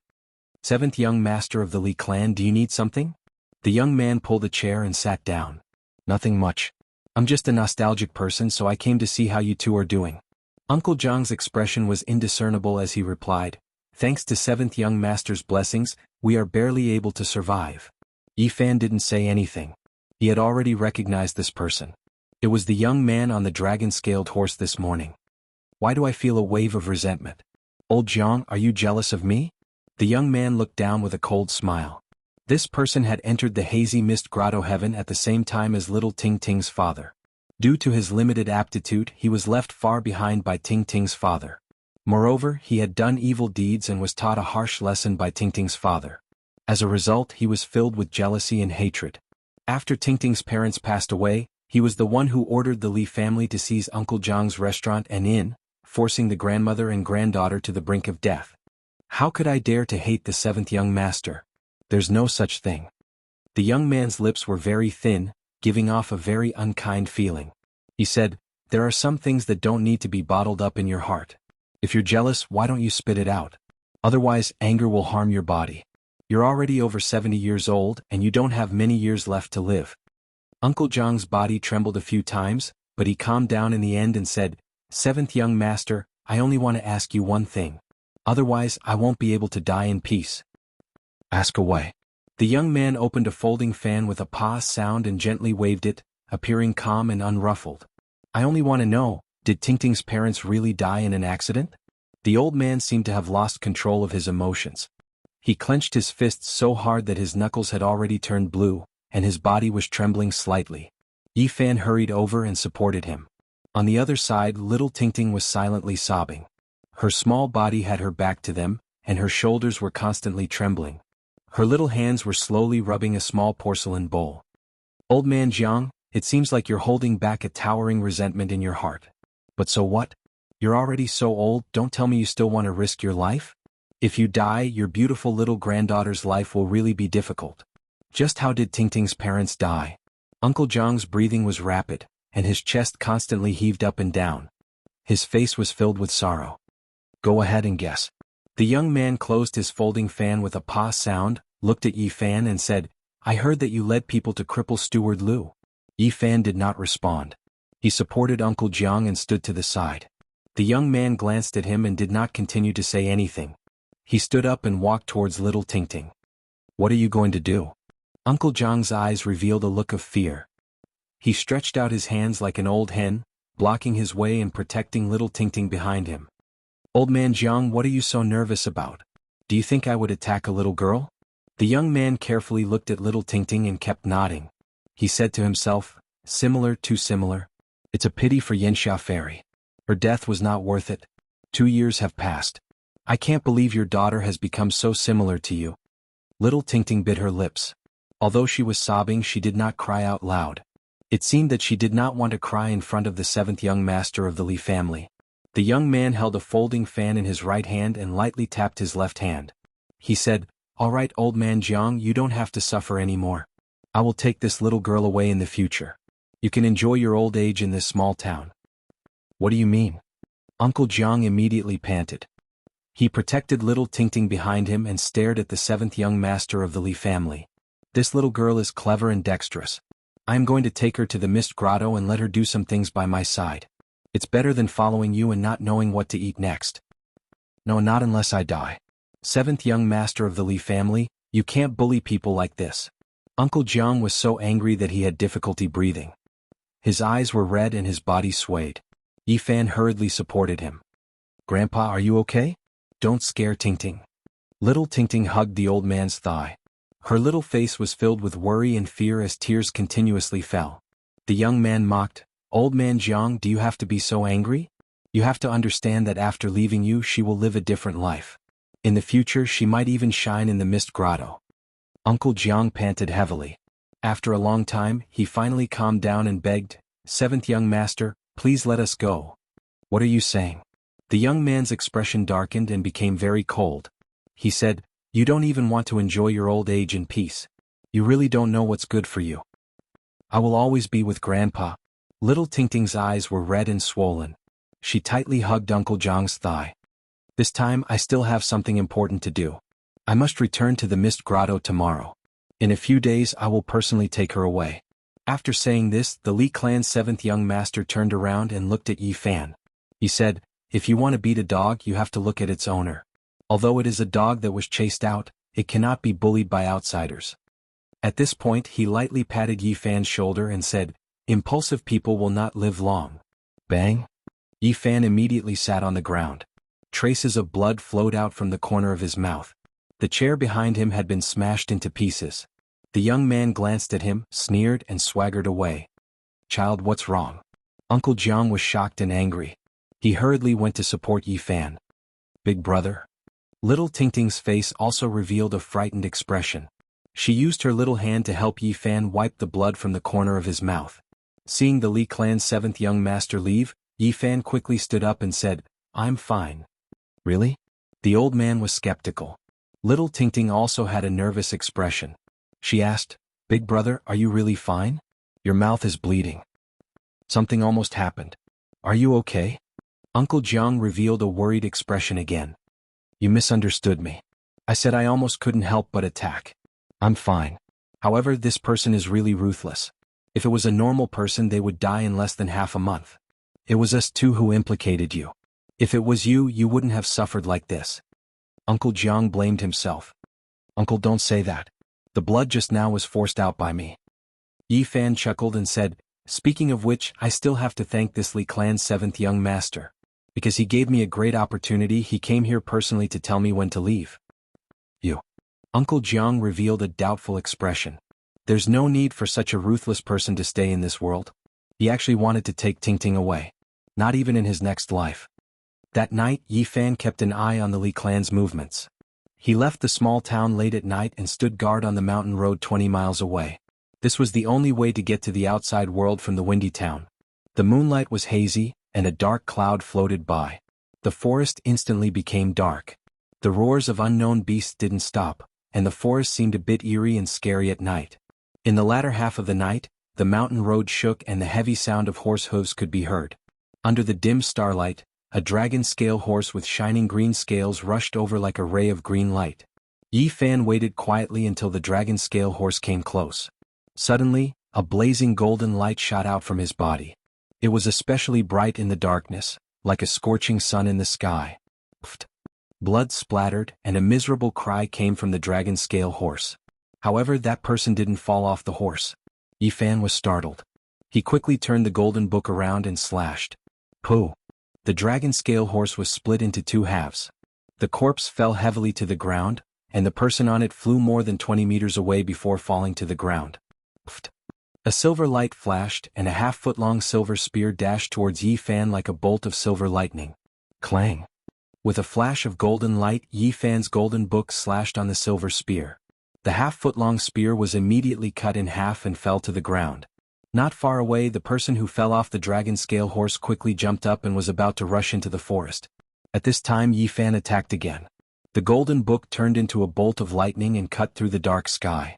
In the blink of an eye, it was right in front of him with an unstoppable force. Pfft. The man's left leg was cut in half. Ah! That person finally let out a miserable scream and rolled on the ground. Only now did Yi Fan let out a sigh of relief. He cautiously approached. This was his first time ambushing an enemy, and he couldn't help but be a bit nervous at first, which made him lose some of his accuracy. Li Clan's seventh young master, we meet again. The young man who was rolling on the ground with blood flowing everywhere was pale. When he saw that it was Yi Fan, he almost couldn't believe it and exclaimed, "How come it's you? What's wrong?" Yi Fan's expression was calm as he looked at him from a distance. "I didn't expect it to be you, little brat. I was really wrong." The Li Clan's seventh young master's face was full of pain and anger. It was a frightening sight. "Thank you, seventh young master, for giving me such a great fortune." Yi Fan stood in the distance with a faint sneer on his face. You. The Li Clan's seventh young master's body was shaking. At this moment he was filled with despair and anger. How did Tingting's parents die? At this point Yi Fan's tone turned cold. With a flash of golden light, the golden book dashed out at lightning speed. Puff puff. With two soft sounds, the Li Clan's seventh young master's arms fell off.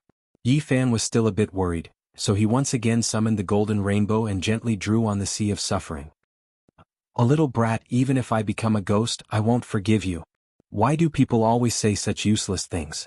Yi Fan walked in front of him and said, "You bastard, you've done so many evil deeds and have no conscience. Today is your retribution, I will slowly serve you." Bah.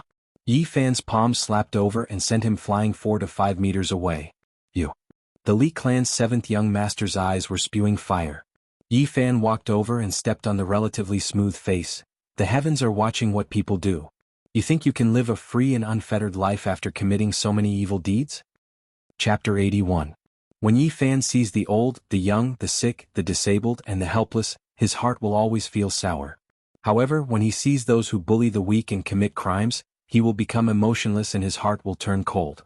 It may seem contradictory, but it is the result of his true personality. Excessive compassion and coldness exist at the same time. He doesn't know which one he is more inclined to. For example, right now he is absolutely emotionless and without the slightest bit of pity. Stepping on the seventh young master's face, he said in a cold voice, "If you don't want to suffer, then answer my questions. Or else you will understand the consequences." "Little bastard," bang. Yi Fan kicked him away. The seventh young master's teeth all fell out, his white and tender cheeks were completely swollen, and his nose and mouth were bleeding. "Looking at your soft and tender skin, you are just like a eunuch. If you don't want to talk, then I will fulfill your wish and make you live up to your name." Yi Fan once again took out the golden book. Like a ray of rainbow light, it shined brightly in the darkness. What do you dare to do?" The seventh young master of the Li clan was terrified. "I want you to be a eunuch." "No, I'll tell you everything." The seventh young master's face was deformed from fear. To a man this is worse than death. Useless thing. Yi Fan sat on a rock not far from him and quietly listened to him talk about the past. Ting's parents really were killed by the Li clan's cultivators. They paid a high price to exchange for a rare medicine that could cause powerful beasts to go berserk. Without anyone noticing, they used it on Ting's parents. In the end, when they went out to collect spiritual medicine, they were torn to pieces by the terrifying lightning birds. Of course, there were also some dirty deals and shady tricks, which made people feel indignant. Yi Fan sighed, Whether it is the mortal world or the world of cultivators, there is no difference. Wherever there are people, there will be complicated hatred. Even cultivators are not immune. Yi Fan took out a wooden box from his bosom and kicked him away. With the help of the light of the moon and stars, he slowly opened this somewhat heavy sandalwood box. There was a light yellow stone inside. It was as thick as a thumb and as long as a knuckle. Although it was very small, it was very heavy. Yi Fan could feel a vigorous life force coming from it. According to the ancient records, during the era when the Qi of heaven and earth merged to give birth to all things, plants flourished, living beings were powerful, and spirit medicines were endless. Many sources were produced, sparkling like amber, but within them, a large amount of life essence was sealed. Is this the source? Yi Fan observed it repeatedly under the moonlight and found that this source was full of impurities. The crystal clear part only occupied 1/3 of it, which made him feel a little regretful. This was not a pure source. But even so, he was very satisfied. There was an extremely exuberant life essence within this amber-like stone, and there was something that looked like mist and light circulating within it. Good stuff. I wonder how much it can help me expand the sea of sufferings. That's mine. Not far away, the 7th young master of the Li clan groaned in a pool of blood. He gritted his teeth and was filled with hatred and anger. Wasn't this source found in an ancient cave deep in the mountains? Could it be that there's only this one and nothing else? Under the torture of Yi Fan, the 7th young master of the Li clan spilled everything without concealing anything. In that ancient cave, there was a cultivator who had passed away in meditation. It had been too long, and even his skeleton had been weathered away, leaving only this piece of source. What a pity, I thought I could get a few pieces. Yi Fan felt that he was a bit greedy. I've told you everything, can you let me live? The 7th young master of the Li clan revealed a glimmer of hope in his eyes. Of course, he knew that this was only an extravagant hope. The other party would not let him go. When you murdered Ting Ting's parents, did you have any pity? When you forced Uncle Jiang and little Ting Ting to live, did you ever think of leaving them a way out? Yi Fan kicked him away and said, I'll give you a chance to end your own life so that you don't have to suffer. I haven't killed anyone yet, I don't want to stain my hands with blood. You haven't killed anyone? The 7th young master of the Li clan was so angry that his body trembled. He said, You will be struck by lightning. Yi Fan kicked him to a rock and said, Kill yourself. If you force me to make a move, I'll first turn you into a eunuch, then I'll take your life. At this moment, the 7th young master of the Li clan was so aggrieved that he was about to go crazy. This way of dying was too stupid. The other party didn't even bother to make a move and wanted him to kill himself. Little bastard, you're really a bastard. I won't let you go even if I become a ghost. The 7th young master of the Li clan was so angry that he kept coughing up blood. Yi Fan sat on a bluestone not far away and said, What's with all the nonsense? Hurry up and get on your way. I don't have much patience. The 7th young master of the Li clan was so aggrieved that he couldn't even speak. In the end he roared, You will die a horrible death. Bang. He slammed his head into a rock and died a violent death. You killed yourself, I didn't kill anyone. Yi Fan stood up and began to clean up the traces. It took him a full 2 hours to erase everything before he walked towards the small town. Although he looked calm, his palms were already sweating. This was the first time he had killed an enemy in his life. Even though the 7th young master was guilty of countless crimes and deserved to be executed, it still made him feel somewhat uncomfortable. After snatching the source, Yi Fan was not in a hurry to cultivate. He knew very well that the source contained a large amount of life essence. After breaking it, it would rush out of the waves of source energy. If he wasn't careful, he would be discovered by others, so he had to be careful. In the next 2 days, Windy Town was very peaceful. It wasn't until the 3rd day that the other 2 cultivators of the Li clan came back from the mist cave that the town was in chaos. The 7th young master of the Li clan is missing. How can a cultivator disappear just like that? This is the Li clan's retribution. What retribution? It must be the Wang clan's doing. Other than the enemies of the Li clan, who would dare to do such a thing? Who would have the strength to do so? Yeah, I heard from the servants of the Li clan that it was most likely caused by the source a while ago. Even the ordinary people of Windy Town were discussing this. One could imagine how big this storm was. Everyone in the Li clan was completely enraged, but at the same time, afraid. At first, Yi Fan didn't care. The 2 people that came back from the Li clan hadn't reached the Life Spring realm and couldn't control the rainbow, so they weren't very scary. But after a few days, the development of the matter was somewhat out of his expectations, and the storm gradually became bigger. People from the Mist Cave actually came. Several Life Spring Realm cultivators personally came. They let the people of the Li clan lead the way and went straight to the ancient cave where the source was found. Then, the cultivators of the Wang clan also invited people from their own sect to go deep into the mountains to find the ancient cave. Both sides almost had a violent conflict. Could it be that this place found the source vein? On this day, more than 10 people on horses came to Windy Town.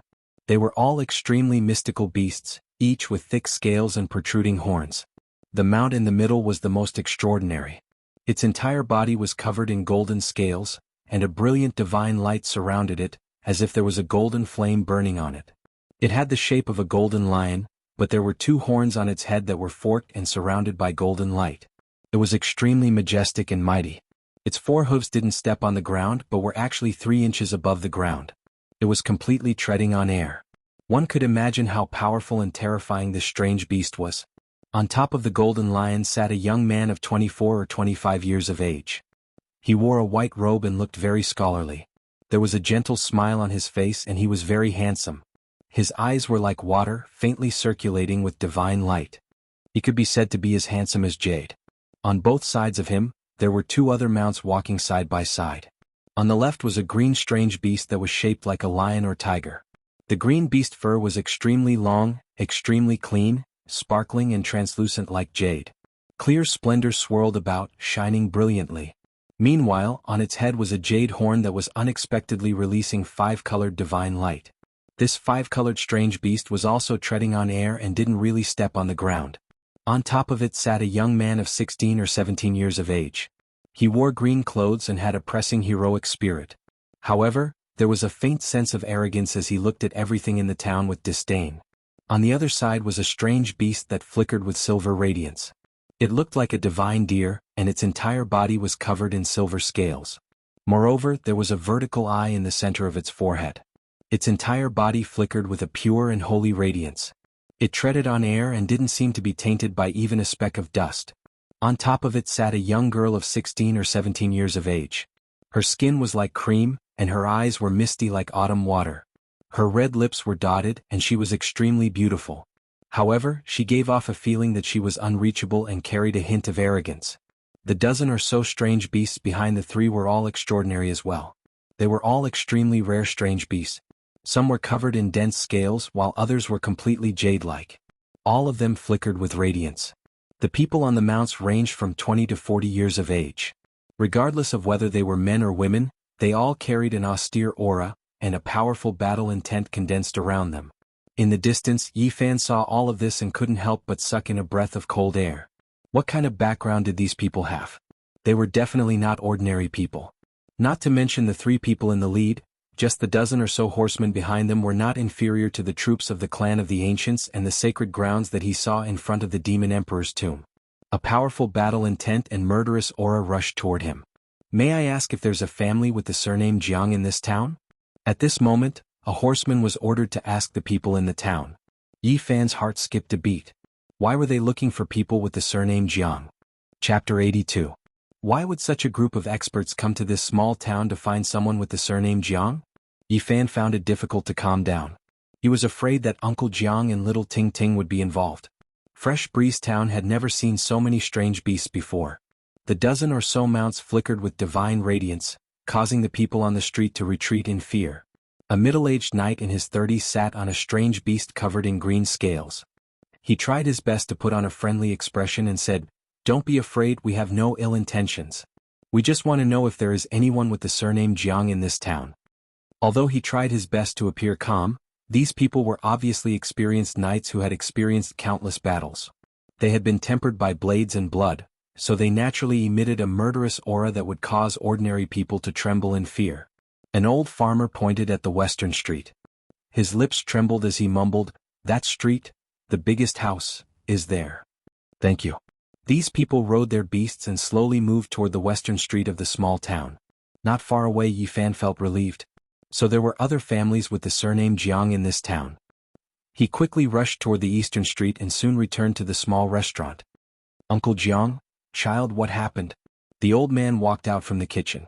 Little Ting Ting washed a plate of bright red wild fruits and obediently brought it over. Her big black eyes blinked and flickered with curiosity as she asked, "Big brother, what's wrong?" "It's like this." Yi Fan told Uncle Jiang what he had seen and heard just now and then asked, "Old man, have you met these people before?" Uncle Jiang shook his head and said, "I've lived for more than 70 years and have never left this small town. It's impossible for me to know such people. So many strange beasts, I want to see what they look like." Little Ting Ting's big eyes sparkled as she ran out of the restaurant and looked toward the end of the street curiously. Seeing that little Ting Ting was not nearby, Yi Fan whispered, "Could it be related to Ting Ting's parents?" "Probably not." A trace of sadness flashed in the old man's eyes as he said, "They have always been cultivating in the misty paradise and have never traveled far. All their friends are from the same sect. So many strange beasts, their feet are actually not touching the ground." Little Ting Ting stood at the entrance of the small restaurant, her rosy little face filled with excitement and surprise. She shouted, "Grandpa, come out and look, they are rushing towards us." Yi Fan and the old man hurriedly walked out, only to see a dozen mounts rushing over at high speed. There was no dust flying up, all the beasts were 3 inches above the ground, treading on air. "They're so fierce." Little Ting Ting was a bit afraid because apart from the 3 people in the middle, all of the knights naturally gave off a powerful killing intent, and an innate battle intent filled the air. Yi Fan hurriedly pulled little Ting Ting's hand and then supported Uncle Jiang. It was indeed difficult for ordinary people to withstand this kind of pressure, and they would tremble in fear if they had to face it for a long time. The dozen or so beasts stopped in front of the small restaurant, shaking their heads and wagging their tails. Their scales flickered, emitting all kinds of light. They were very spirited, but even the divine light could not conceal the murderous aura on their bodies. It was obvious that they had all experienced bloody battles and were not pets raised in a greenhouse. "Excuse me, is this the Jiang family?" the handsome and scholarly young man in the center asked. His clothes were whiter than snow, and his eyes were as clear as water, occasionally flowing with a bit of divine light. He sat upright on the golden divine hoe, exuding an otherworldly temperament, very different from those knights filled with killing intent. Uncle Jiang's wrinkled face was filled with doubt. He said, "Yes, what business do you all have?" The old man was already over 70 years old. His face was engraved with the passage of time, and there were many wrinkles on it. Even his old eyes were a bit turbid. Seeing how old he was and how he looked like he had 1 foot in the grave, the 16 or 17-year-old young man sitting on the 5-colored beast immediately frowned and said, "This is just an ordinary old man from the countryside who is about to die. He can't be the person we're looking for." The young man on the golden divine hoe glanced at him. The young man on the 5-colored beast seemed to have some misgivings and stopped talking. "Uncle, have you always lived in the windy town?" "Yes, I've almost never traveled far," the old man answered truthfully. "Did your ancestors live here or did they move to this town later?" the young man on the golden divine hoe continued asking. "My father's generation moved here and I was born here." "What do you all want?" Uncle Jiang was full of confusion. Hearing these words, the young man on the golden divine hoe immediately jumped down. His white clothes fluttered in the wind and even his boots were spotless. He looked extraordinarily handsome and could be considered a rare handsome man. It was not an exaggeration to say that he was as handsome as Jade. "Uncle, I would like to ask you some questions. I hope you can answer them." "I don't dare. If I know, I will definitely answer." Uncle Jiang was just an ordinary old man. He was in awe of these cultivators who came on strange beasts. Little Ting Ting was a bit nervous. She grabbed onto Yi Fan's hand tightly and leaned on him and the old man. She looked at the beasts and the riders with fear and curiosity. "Please forgive me. I want to ask, is your father still alive?" the white-robed man asked nervously. Uncle Jiang was confused at first, but he answered, "He passed away more than 50 years ago." "What?" The white-robed man was stunned. His jade-like face revealed a trace of shock and he sighed. "I already said that this is just an ordinary old man." The young man on the 5-colored beast revealed an impatient expression, as if he wanted to leave as soon as possible. "Shut up."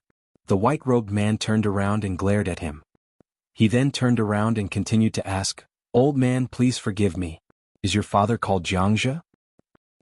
"How did you know?" Uncle Jiang revealed a surprised expression. The young girl sitting on the divine deer revealed a surprised expression and said, "Looks like we really found him." She had a slender figure and her skin was as white as jade. She was very beautiful, and there was a hint of arrogance between her brows, giving off a feeling that she was unreachable. The young man on the 5-colored beast frowned and said, How can such an ordinary old man from the countryside have the blood of our Jiang family? If he really is the descendant of great-grandfather Xianxia, how can he not know the cultivation method? He must have the same name. Old man, can you tell me in detail? The white-robed young man's attitude was still very gentle. He went up to support Uncle Jiang and said, "Can we go in and talk in detail?" The riders all stood guard outside.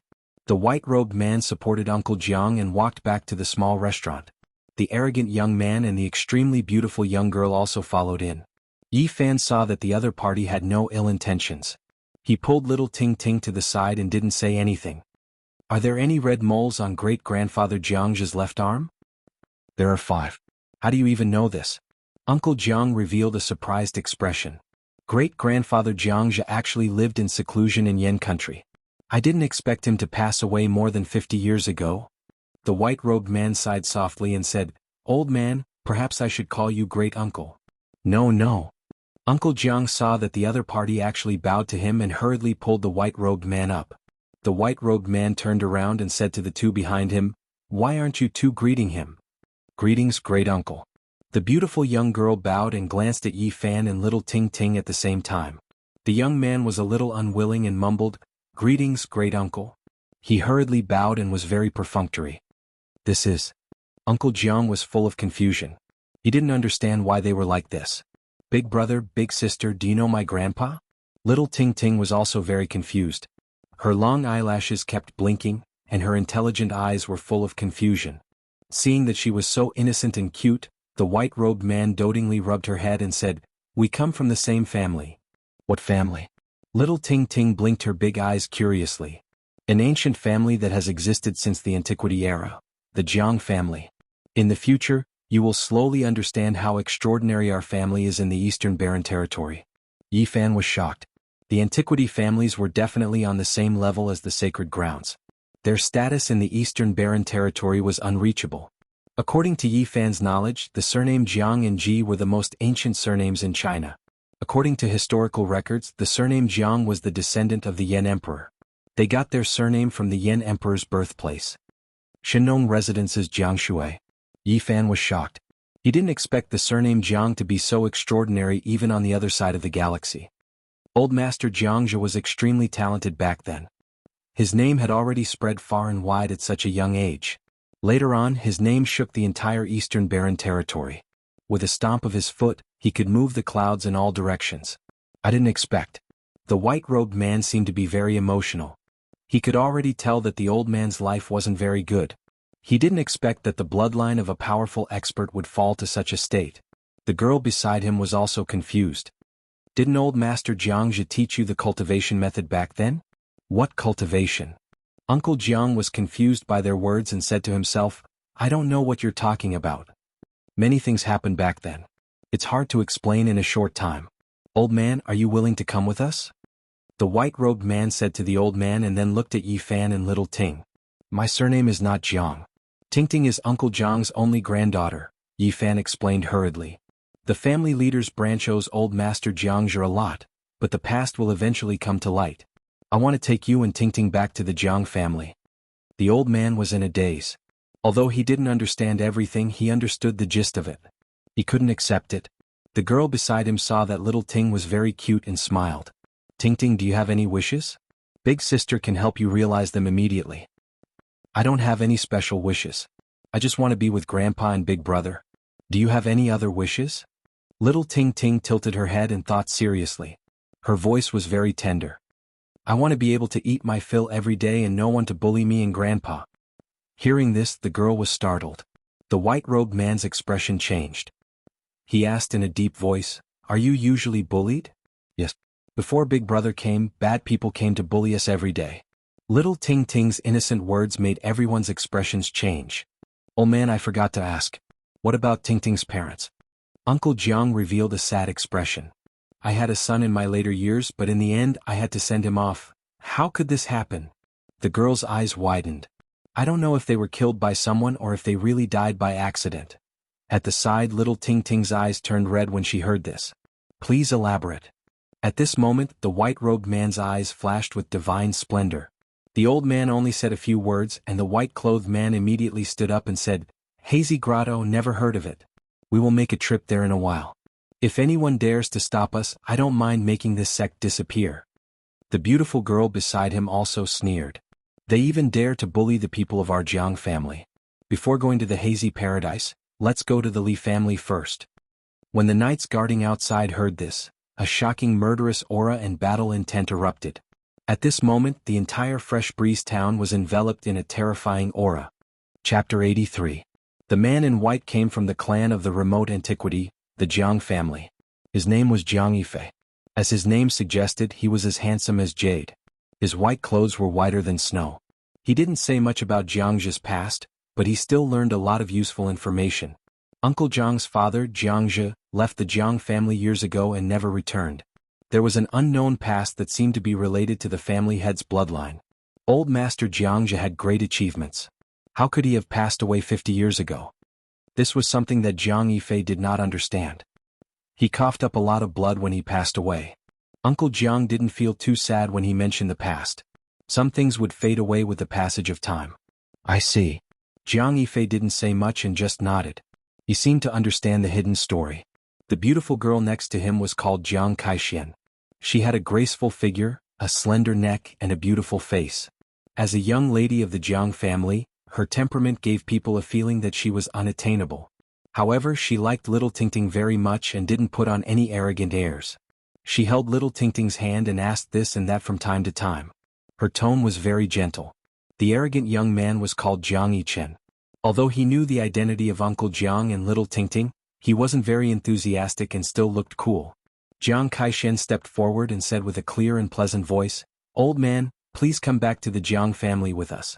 My grandpa said that the Jiang family is sorry for your bloodline. We must find you and invite you back no matter what." "Forget it. I don't understand what you said.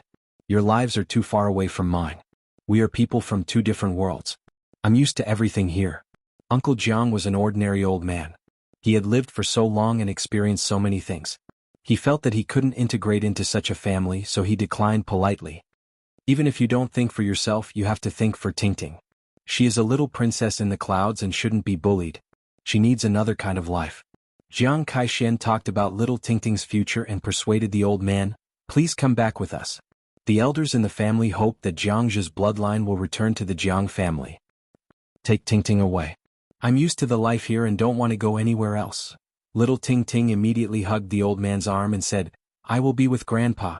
Wherever Grandpa is, Tingting will be there." At this moment, Jiang Yifei revealed a gentle smile. He seemed to like little Tingting very much. He rubbed little Tingting's head and said, "The sky here is too small." Jiang Yifei was a smart man.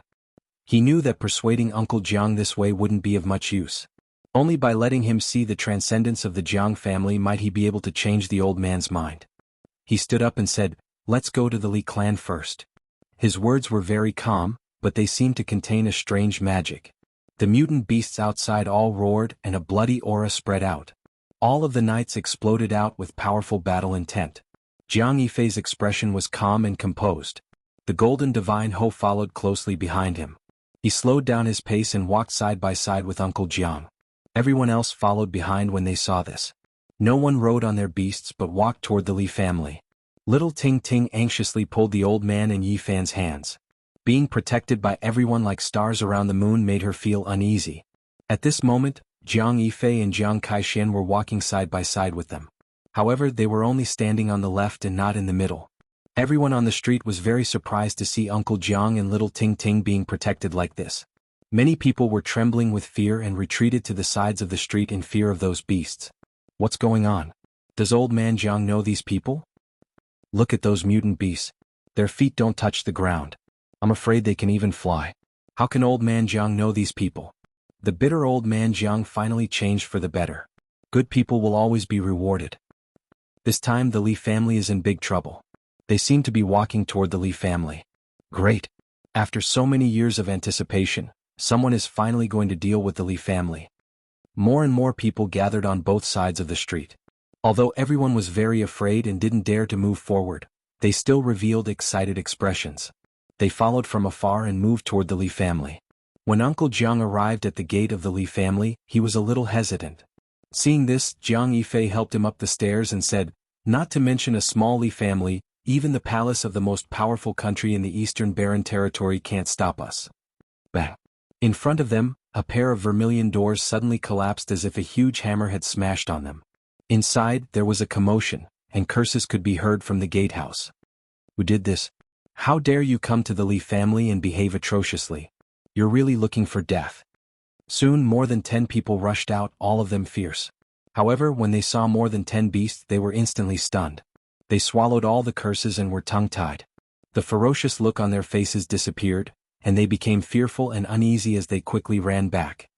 Look at your cowardly faces. What are you afraid of? There are cultivators in our Li family. After a steward received the report, he walked out cursing and said, "Damn it, who ate the guts of a leopard and dared to cause trouble in the Li family? Don't they know that many celestial masters are temporarily staying here? Bad guy."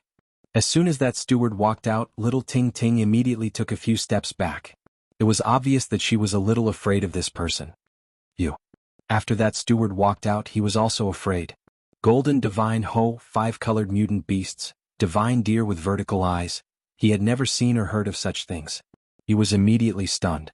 This is a bad guy? Yes, he brought people to rob our restaurant and beat Grandpa until he vomited blood. This kind of thing was said by little Ting Ting with such childish words. It made people feel even more angry. Jianghu waved his hand, and immediately, a knight came forward and forced his way towards that steward. What do you want to do? This is the Li family and there are several celestial masters inside. You are not allowed to behave atrociously. He shouted loudly and kept on retreating. Don't make a move here so as not to scare the child. Jianghu was meticulous and was afraid that a bloody scene would scare little Ting Ting. Yes. The armored knight grabbed the steward by the collar and tossed him out. There was a flash of green light, and the other knight rode a wild beast into the air, carrying the steward out of the town in the blink of an eye. Heavens, it can fly. It can really fly in the sky. That beast can actually run in the sky, it's too unbelievable. In the distance, the surrounding commoners all revealed expressions of shock. Their mouths were wide open, and their faces were full of astonishment. Little Ting Ting's mouth also formed an O shape. She tiptoed and looked into the distant sky. Xianxia revealed a smile, squatted down and said, "Do you want to have such a precious beast that can fly in the sky every day?" Little Ting Ting was about to nod subconsciously, but she quickly thought of something and hugged the old man's arm tightly. She shook her head and said, "I want to be with Grandpa." Jianghu didn't expect little Ting Ting to see through her intentions, so she didn't continue to tempt and persuade her. Not long after, a green shadow appeared in the sky. The knight that left rushed back on his strange beast and landed. A lock of hair was wrapped around his hand, and there were specks of blood on it. At the side, Yifan was very surprised. The Jiang family's knights seemed to be very powerful, and their strength was hard to estimate. He could feel a surging battle strength from them. The crowd continued to walk inside, and the surrounding commoners followed behind. They wanted to see the Li family's villains being taken care of with their own eyes. Who broke into my Li family and caused trouble? At this moment, a few middle-aged men and a few old men dressed in silks and satins walked out. Their faces were filled with anger. "Old man Jiang, it's you?" It was obvious that they didn't understand the situation. When they saw Uncle Jiang in the courtyard, they immediately shouted, "Who allowed you to come in? Get out." "Second master, lower your voice. What are those behind you?" A servant reminded him in a low voice. Only then did the servant notice the strange beasts outside the gate. He immediately panicked and retreated in fear. He said, "Hurry up and ask those immortal masters to come out." Jiang Caishuan's pretty face revealed a cold expression.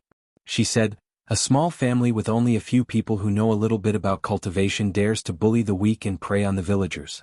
They really don't know the meaning of death." She gently waved her hand, and everyone flew out like fallen leaves. They hit the wall and fell to the ground, unable to get up again. These were all important figures of the Li family and they screamed in pain. With a flash of light, 2 figures rushed out and came to the front yard. They were the 2 people from the Li family who knew how to cultivate. When they saw the situation in front of them, their expressions changed. "Friend, who are you? What have we done to offend you? Why did you break into our Li family and hurt our people?" The 2 people were around 27 or 28 years old.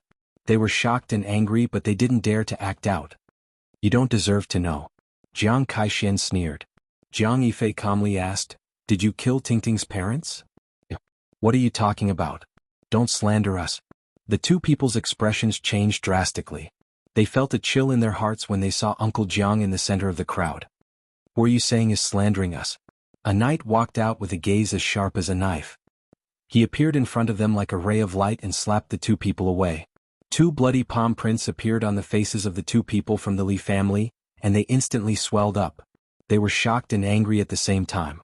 They covered their faces and retreated, saying, "Friend, you can't go too far. We are disciples of the Mist Cave. Several immortal masters are overseeing our mansion." "Immortal masters? How arrogant. We are going to the Mist Cave. Let the immortal masters you speak of lead the way." Chapter 84. How arrogant of you. The two cultivators from the Li family had ugly expressions on their faces. You want to start a war between sects?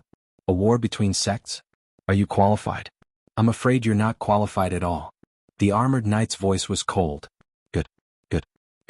You have guts, but I don't know if you can walk out of the Yen lands." The two cultivators from the Li family had gloomy expressions, a cold glint in their eyes. They thought quickly, ready to provoke the anger of the elders of the Misty Paradise. "Do you think you can keep us in the Yen lands with just you?" That knight sneered and said, "With trash like you, even if there were 80,000 of you, it wouldn't be enough." "You." The cultivators from the Li family felt humiliated, but at the same time they were shocked. They felt that the other party seemed to have a great background, or else how could he dare to speak so arrogantly? But they had no way out. They had to tie the Li family and the Misty Paradise together in order to have a chance of destroying the other party. They gritted their teeth. "Since you don't care about the Misty Paradise, I will report the truth. The elders of the sect will naturally let you know the immensity of heaven and earth." "You don't deserve it." The knight only took a step forward. He didn't even make a move, but the two from the Li family flew out like scarecrows, slamming heavily into the wall. Their bones cracked and blood flowed from their mouths, noses and ears. Most of the bones in their bodies were broken, and they stuck to the wall like mud, their eyes full of fear. Under Jiang Yifei's signal, the knight didn't kill them. He still had questions for the two. "Did you kill Tingting's parents?" Jiang Yifei's tone was still very calm, but when it reached the ears of the two from the Li family, it was like thunder. The calm man in white before them made them feel like they had to look up to a mountain. "We said, who is so arrogant that he doesn't even care about the Misty Paradise?" At this moment, a middle-aged man strode into the front yard. When he saw the dozens of strange beasts, his expression changed. "What do you want? Why did you destroy the disciples of the Misty Paradise?" "Just to get rid of evil." A knight stepped forward and blocked his way. "What do you mean? Could it be that my Misty Paradise is the so-called evil?" The middle-aged man shouted. The knight replied indifferently, "I don't know if the Misty Paradise is evil or not, but these two are villains who have taken lives. This is only your side of the story. How can you act so arbitrarily before the matter is investigated clearly? Furthermore, this is a disciple of my Mist Cave. If he's in the wrong, it's naturally up to us to deal with him. It's not up to you outsiders." Jiang Yifei's expression was calm, but his tone was somewhat cold. "They have been doing evil for many years and I have never seen your Mist Cave punish them. Now, they want to absolve themselves of their crimes and try to protect them. It seems that I really need to pay a visit to the Mist Cave and demand an explanation." What an arrogant tone. "What do you take my Misty Sky Grotto for? You have to pay the price for your words." The middle-aged man stared coldly at the person in front of him. Jiang Yifei sneered and said, "Is the Mist Grotto very powerful? It's a pity that I've never heard of it before. I must go and have a good look at it later." "How dare you be so arrogant?"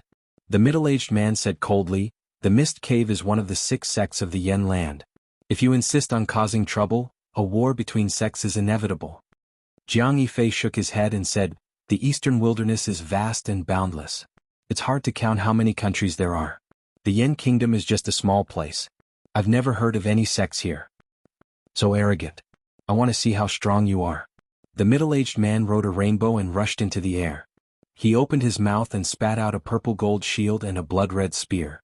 The roar of a savage beast rang out, and a knight riding on a strange beast soared into the sky like a streak of green light. "Ah!" The middle-aged cultivator from the Misty Paradise let out a blood-curdling scream on the spot. The purple gold shield was instantly cut in half, and the blood-red spear was also broken in half. His chest and abdomen were almost completely cut open, and he fell on the spot, blood gurgling out. If it was an ordinary person he would have been dead by now. The physique of a cultivator was exceptionally strong. He quickly stopped the bleeding and stabilized his injury. His face was extremely pale as he retreated to the side. Yi Fan was deeply shocked. He felt that these knights were all extraordinary. They were much stronger than the people from the Ji clan and the Yaoguang sacred land he met in the demon god tomb. At this moment, the immortal masters who heard the commotion could not help but walk out from the backyard. "Who are you?" One of the elders frowned. He had heard the words of the people in the front yard just now. These people did not take the mist cave seriously at all, which made him very angry and uncomfortable. "Please lead the way and lead us to the mist cave." Jiang Caishuan's beautiful face had a trace of a sneer. She said, "Please?" The people from the mist cave changed their expressions. One of them said, "So young yet so arrogant. Didn't your masters teach you to respect your masters?" Jiang Caishen said coldly, "The disciples you taught harmed people's lives, bullied widows and orphans, and forced people in their 70s into a corner. What right do you have to talk about the masters? You don't have that qualification. What proof do you have?" "They have already admitted it." The elder in the middle frowned and said, "Let's not talk about whether they were tortured by you. Even if they really did something evil, it is not your turn to deal with them. My mist cave has its own rules to deal with them." "Deal with them yourself?" "For more than 2 years the dead have not died in peace. The murderers are still at large and continue to persecute widows and orphans. Is this your sex rule?" Jiang Caishen sympathized with little Ting Ting. At this point her pretty face was covered with frost. She said, "Until now you are still thinking of ways to absolve and protect them. You are really worthy of being their masters. Birds of a feather flock together." "You." The elder in the lead immediately raised his eyebrows, but he did not dare to make a move on the spot because the opponent's formation was too terrifying. Just the golden divine Ho alone made him extremely fearful. At this moment Jiang Yifei said, "Take them all down." Several knights heard him and stepped forward at the same time. The elder shouted, "Let's go." He was the first to soar into the sky, riding a rainbow to escape. He could already see that these people had great backgrounds and were not people they could deal with. The others also rushed in all directions, shooting up into the sky one after another. The wild beasts roared and the sky shook. Several strange beasts carrying the knights rushed in different directions and instantly caught up. "Ah!" Screams came one after another. Then the knights quickly turned around and captured everyone like dragging dead dogs. Everyone, including the elder, had terrible wounds on their bodies. On the side Yi Fan was very shocked. The clan of the ancients was indeed a colossus. These knights were too terrifying. Jiang Yifei pointed out 2 knights and asked them to stay behind to deal with the Li family. At the same time he warned them not to kill the innocent and only to kill a few evil leaders. "Let's go to the mist cave." Jiang Yifei personally helped Uncle Jiang onto the golden divine Ho and rode with him. Jiang Caishen carried little Tingting onto the divine Ho and sat in front of her. Meanwhile Yi Fan rode with another knight and soared into the sky. "There's no need to go to the mist cave. Those 2 bastards are already dead, and the great hatred has been avenged." When Uncle Jiang learned that his son was killed, he couldn't help but shed tears. On the other side little Tingting also began to cry. "Go, we must go. Our Jiang family members are not people who can be killed just because they want to." Jiang Yifei's expression was calm, but his words were very powerful. Yi Fan sighed in his heart. He still had a long way to go. Compared to a colossus like the clan of the ancients, he was really too insignificant. The people in the small town were dumbfounded. After a long time they burst into cheers. The malignant tumor of the town had finally been removed. In the face of life and death, the few captives of the mist cave had no choice but to yield and lead the way. More than a dozen strange beasts rode on the clouds and ran in the sky, making rumbling sounds as if thousands of horses were galloping and as if a tsunami was surging across the sky. At this moment Yi Fan felt that someone was peeping at him. When he turned around he found that it was the arrogant young man Jiang Yichen. Seeing him looking at him, Jiang Yichen looked away and sneered. Yi Fan's heart suddenly moved. Why did he act like this? Could it be that he found out something? Soon the crowd arrived at the mist cave. In front of them there were green peaks and green valleys. The mist was misty and the glow was faintly discernible. It was indeed in line with its name. "Who dares to break into the important place of our sect?" A loud shout came from the front. Bang bang bang. The captured captives were all thrown out. Suddenly there was a cry of surprise from the front. "A great enemy is coming." The mist cave was in chaos. In an instant the mist soared into the sky. The Taoist patterns carved on the mountains and rivers exerted their power. Rays of blazing divine light rushed out and blocked the way of the crowd. "It's just SOSO. Let me break it." At this time the arrogant young man Xianxia suddenly made a move. A purple gold gourd flew out of his body. It shone with purple light and quickly enlarged in the sky. Like a whale sucking in water, it sucked all the mist into the gourd's mouth. In the blink of an eye, the power of the Taoist patterns was suppressed. Then the purple gold gourd pressed forward like a small mountain, flowing with a misty purple mist. Suddenly there was a burst of exclamations. Many figures flew upside down and were sucked into the purple gold gourd. Yifan was shocked. He didn't expect the purple gold gourd to be so powerful. It easily broke the mountain-protecting Taoist patterns of the mist cave and sucked in many cultivators. It was really a bit scary. The heritage of the clan of the ancients is too strong.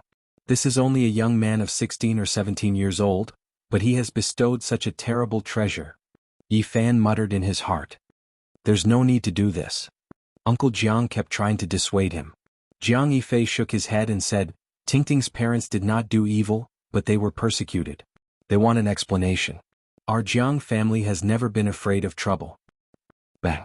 At this time, a powerful wave shook in all directions in the mist cave. It shook away the purple gold gourd and an old voice came, It turns out to be the people of the clan of the ancients. I wonder how the mist cave has offended you? Chapter 85. Inside the mist cave, a gray fog rushed up and shook the purple gold gourd away, imprisoning it there so that it could not continue to swallow cultivators. A gray shadow rushed over quickly. It was an old man whose age was hard to tell. His hair and beard were all white, but his face was very ruddy. He said, Everyone please calm down. He directly pushed the purple gold gourd over. Jiang Yichen snorted coldly and put away his treasure. Who are you? Jiang Yifei asked. I am the master of the mist cave. No wonder you have such strength to be able to suppress the purple gold gourd. Jiang Yifei nodded and said, But I'm afraid it will still be difficult for you to stop us. Yes, I understand. The leader of the Mist Wonderland admitted it calmly. He then continued, I don't know what the Mist Wonderland has done to make you all gather so many people. If it is a great crime, I am willing to disband the Mist Wonderland and let you deal with it.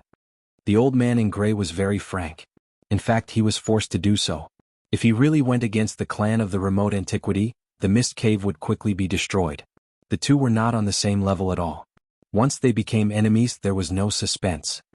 Seeing that you are so open and aboveboard, I don't want to make a scene. Jiang Yifei was only 24 or 25 years old.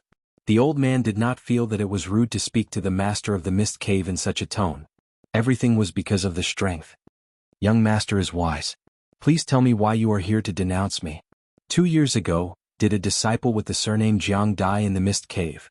The master of the mist cave nodded and said, If it was someone else, I might not remember, but this extraordinary young man left a deep impression on me. He was a disciple of the Jiang family, but he was killed by the people of the mist cave. Jiang Yifei said calmly. What, he was killed by someone? The master of the mist cave was shocked and said, Who is so bold? Now you understand why I am here. The master of the mist cave suddenly had a headache. How could a disciple of the Jiang family enter the mist cave and be killed by someone? This was indeed a very troublesome matter for him. You don't have to worry too much. I'm not here to cause trouble for no reason. Don't worry, young Master Jiang. I will definitely punish the culprit severely. I will not tolerate it. The main culprit has been brought to justice, but I feel that their teacher is suspected of conniving. In addition, the person who provided them with the drug must be found. Young Master Jiang, please move into the hazy heavenly grotto. This old man will definitely give you a satisfactory explanation. Jiang Yifei nodded and said, The most important thing is to satisfy this old lady and this child. At this moment, Uncle Jiang and little Tingting's eyes were already blurred with tears. I understand. Jiang Yifei ordered Jiang Yichen to take out the purple gold gourd and release all the people who were trapped in it. Then he brought Uncle Jiang, little Tingting, and the old sect master into the misty paradise. The others didn't follow. They landed on the ground and waited outside. At this moment, Yi Fan felt that he was being watched again. He found that it was still the arrogant young man Jiang Yichen. What was going on? He didn't think he had offended this young man from the remote antiquity family, so he didn't understand why he was being watched. Jiang Kaishen walked over gracefully and said with a smile, Little brother Yi, after this matter, Tingting will go back to the Jiang family with us. If you want, you can also go with us. At first, Yi Fan did have such an idea. The Jiang family was an ancient family that had been passed down from the antiquity age. Maybe he could find the secret of the divine body. However, after careful consideration he hesitated. What if his secret was found out? The green copper piece in his body caused great chaos in the eastern wilderness. If the powerful masters of the Jiang family found out, the consequences would be unimaginable. In addition, the Taoist scripture was enough to cause a lot of trouble. Once it was leaked, he would be in a worrying situation. What's wrong? You still don't want to? Jiang Kaixin was somewhat surprised. Many cultivators tried their best to enter the Jiang family but failed. She invited a young man like this, but he was still pondering and hesitating. Yi Fan declined and said, "Thank you for your kindness, Miss Jiang. I appreciate it from the bottom of my heart. But I'm used to being lazy. I'm afraid I'll make mistakes after entering the Jiang family. I'd better travel outside. If one day I'm poor and want to go to the Jiang family, please take me in." At this time Jiang Yichen sneered and said, "What do you think the Jiang family is? An inn? The Jiang family is not a place where anyone can come and go freely. If you want to join, don't talk nonsense now." Jiang Yichen, shut up. Jiang Kaixin scolded Jiang Yichen, then turned around and said with a smile, "Little brother Yi, don't mind him. He's always like this, spoiled. Don't worry, the Jiang family will always open the door for you. If you have any difficulties in the future, just come to the Jiang family to find me." "Thank you, Miss Jiang." Yi Fan thanked her and felt strange at the same time. He didn't provoke this young master of the Jiang family, so why did he do this? Yi Fan became more and more determined that he couldn't enter the Jiang family now. The holy body, the Taoist scripture, and the mysterious green copper were all taboos. He didn't want to take risks. "Boy, you should know that there are many people who want to join our Jiang family. If you give up this opportunity, you'll regret it for the rest of your life." Jiang Yichen looked at him and sneered. Yi Fan's heart trembled, and at the same time he was even more surprised. This young master of the Jiang family seemed to want him to join the Jiang family immediately. What was going on? Jiang Kaixin reprimanded Jiang Yichen a few more times, and he didn't say anything more. He just stood not far away and looked at Yi Fan from time to time. "Is this bastard a dead rabbit? Damn it." Yi Fan muttered in his heart. After a while, Jiang Yichen finally stopped looking at him and began to wander around the mist cave, which made Yi Fan feel a little relieved. Soon he thought of his classmates. There should be 2 people in the mist cave, but he didn't know who they were. After waiting for a full hour, Jiang Yifei walked out with Uncle Jiang and little Tingting. The head of the mist cave and a group of important people saw them out in person. The eyes of the old man and the little girl were red and swollen. It was obvious that they had cried. "Old head, please go back. There is no need to see us off.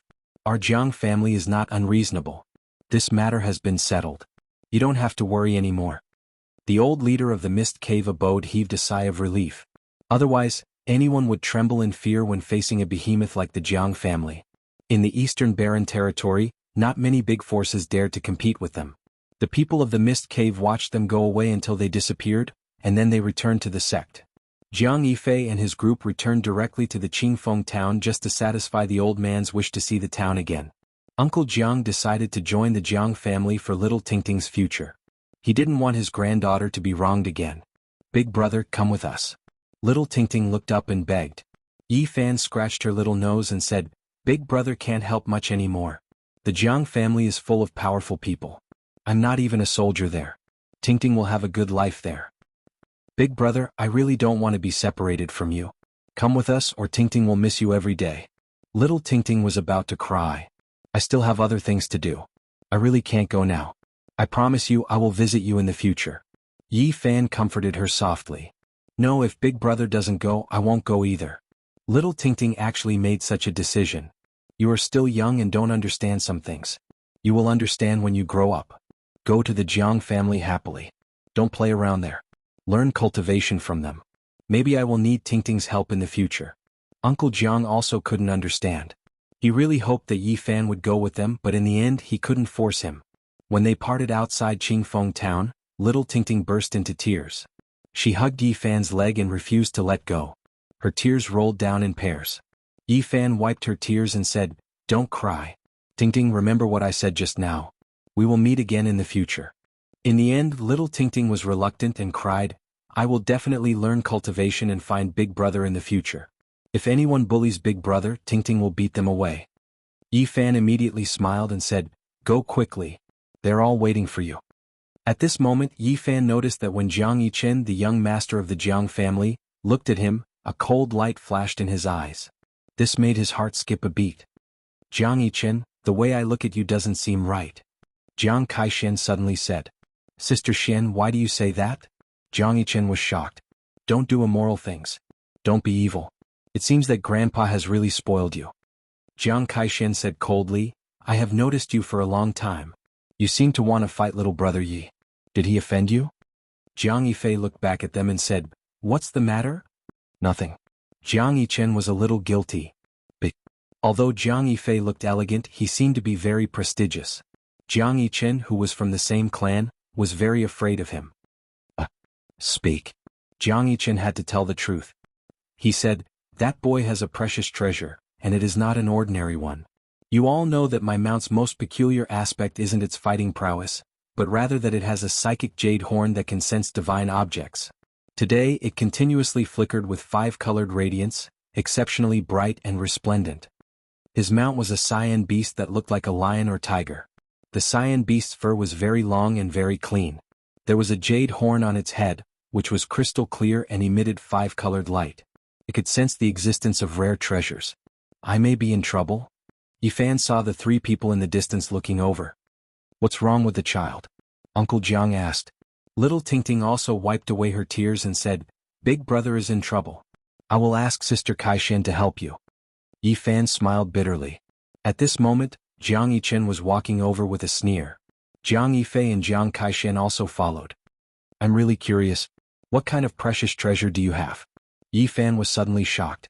He never thought that Jiang Yichen would say such a thing. Did he really find out something? Jiang Yifei said with a smile, Little brother Yi, don't worry. We mean no harm. The Jiang family has many precious treasures. We will not covet your treasures. Jiang Kaishen reminded him, Little brother Yi, you must be careful in the future. After listening to her explanation, Yi Fan understood the magic of the 5-colored beast. It could actually sense spirit treasures. This made him break out in a cold sweat. If the green copper piece in the scripture were exposed, the consequences would be unimaginable. Fortunately, I did not agree to join the Jiang family, he said to himself. Well, let's part ways here. Don't worry, I have already warned Jiang Yichen. He will not have any evil ideas again. Jiang Kaishen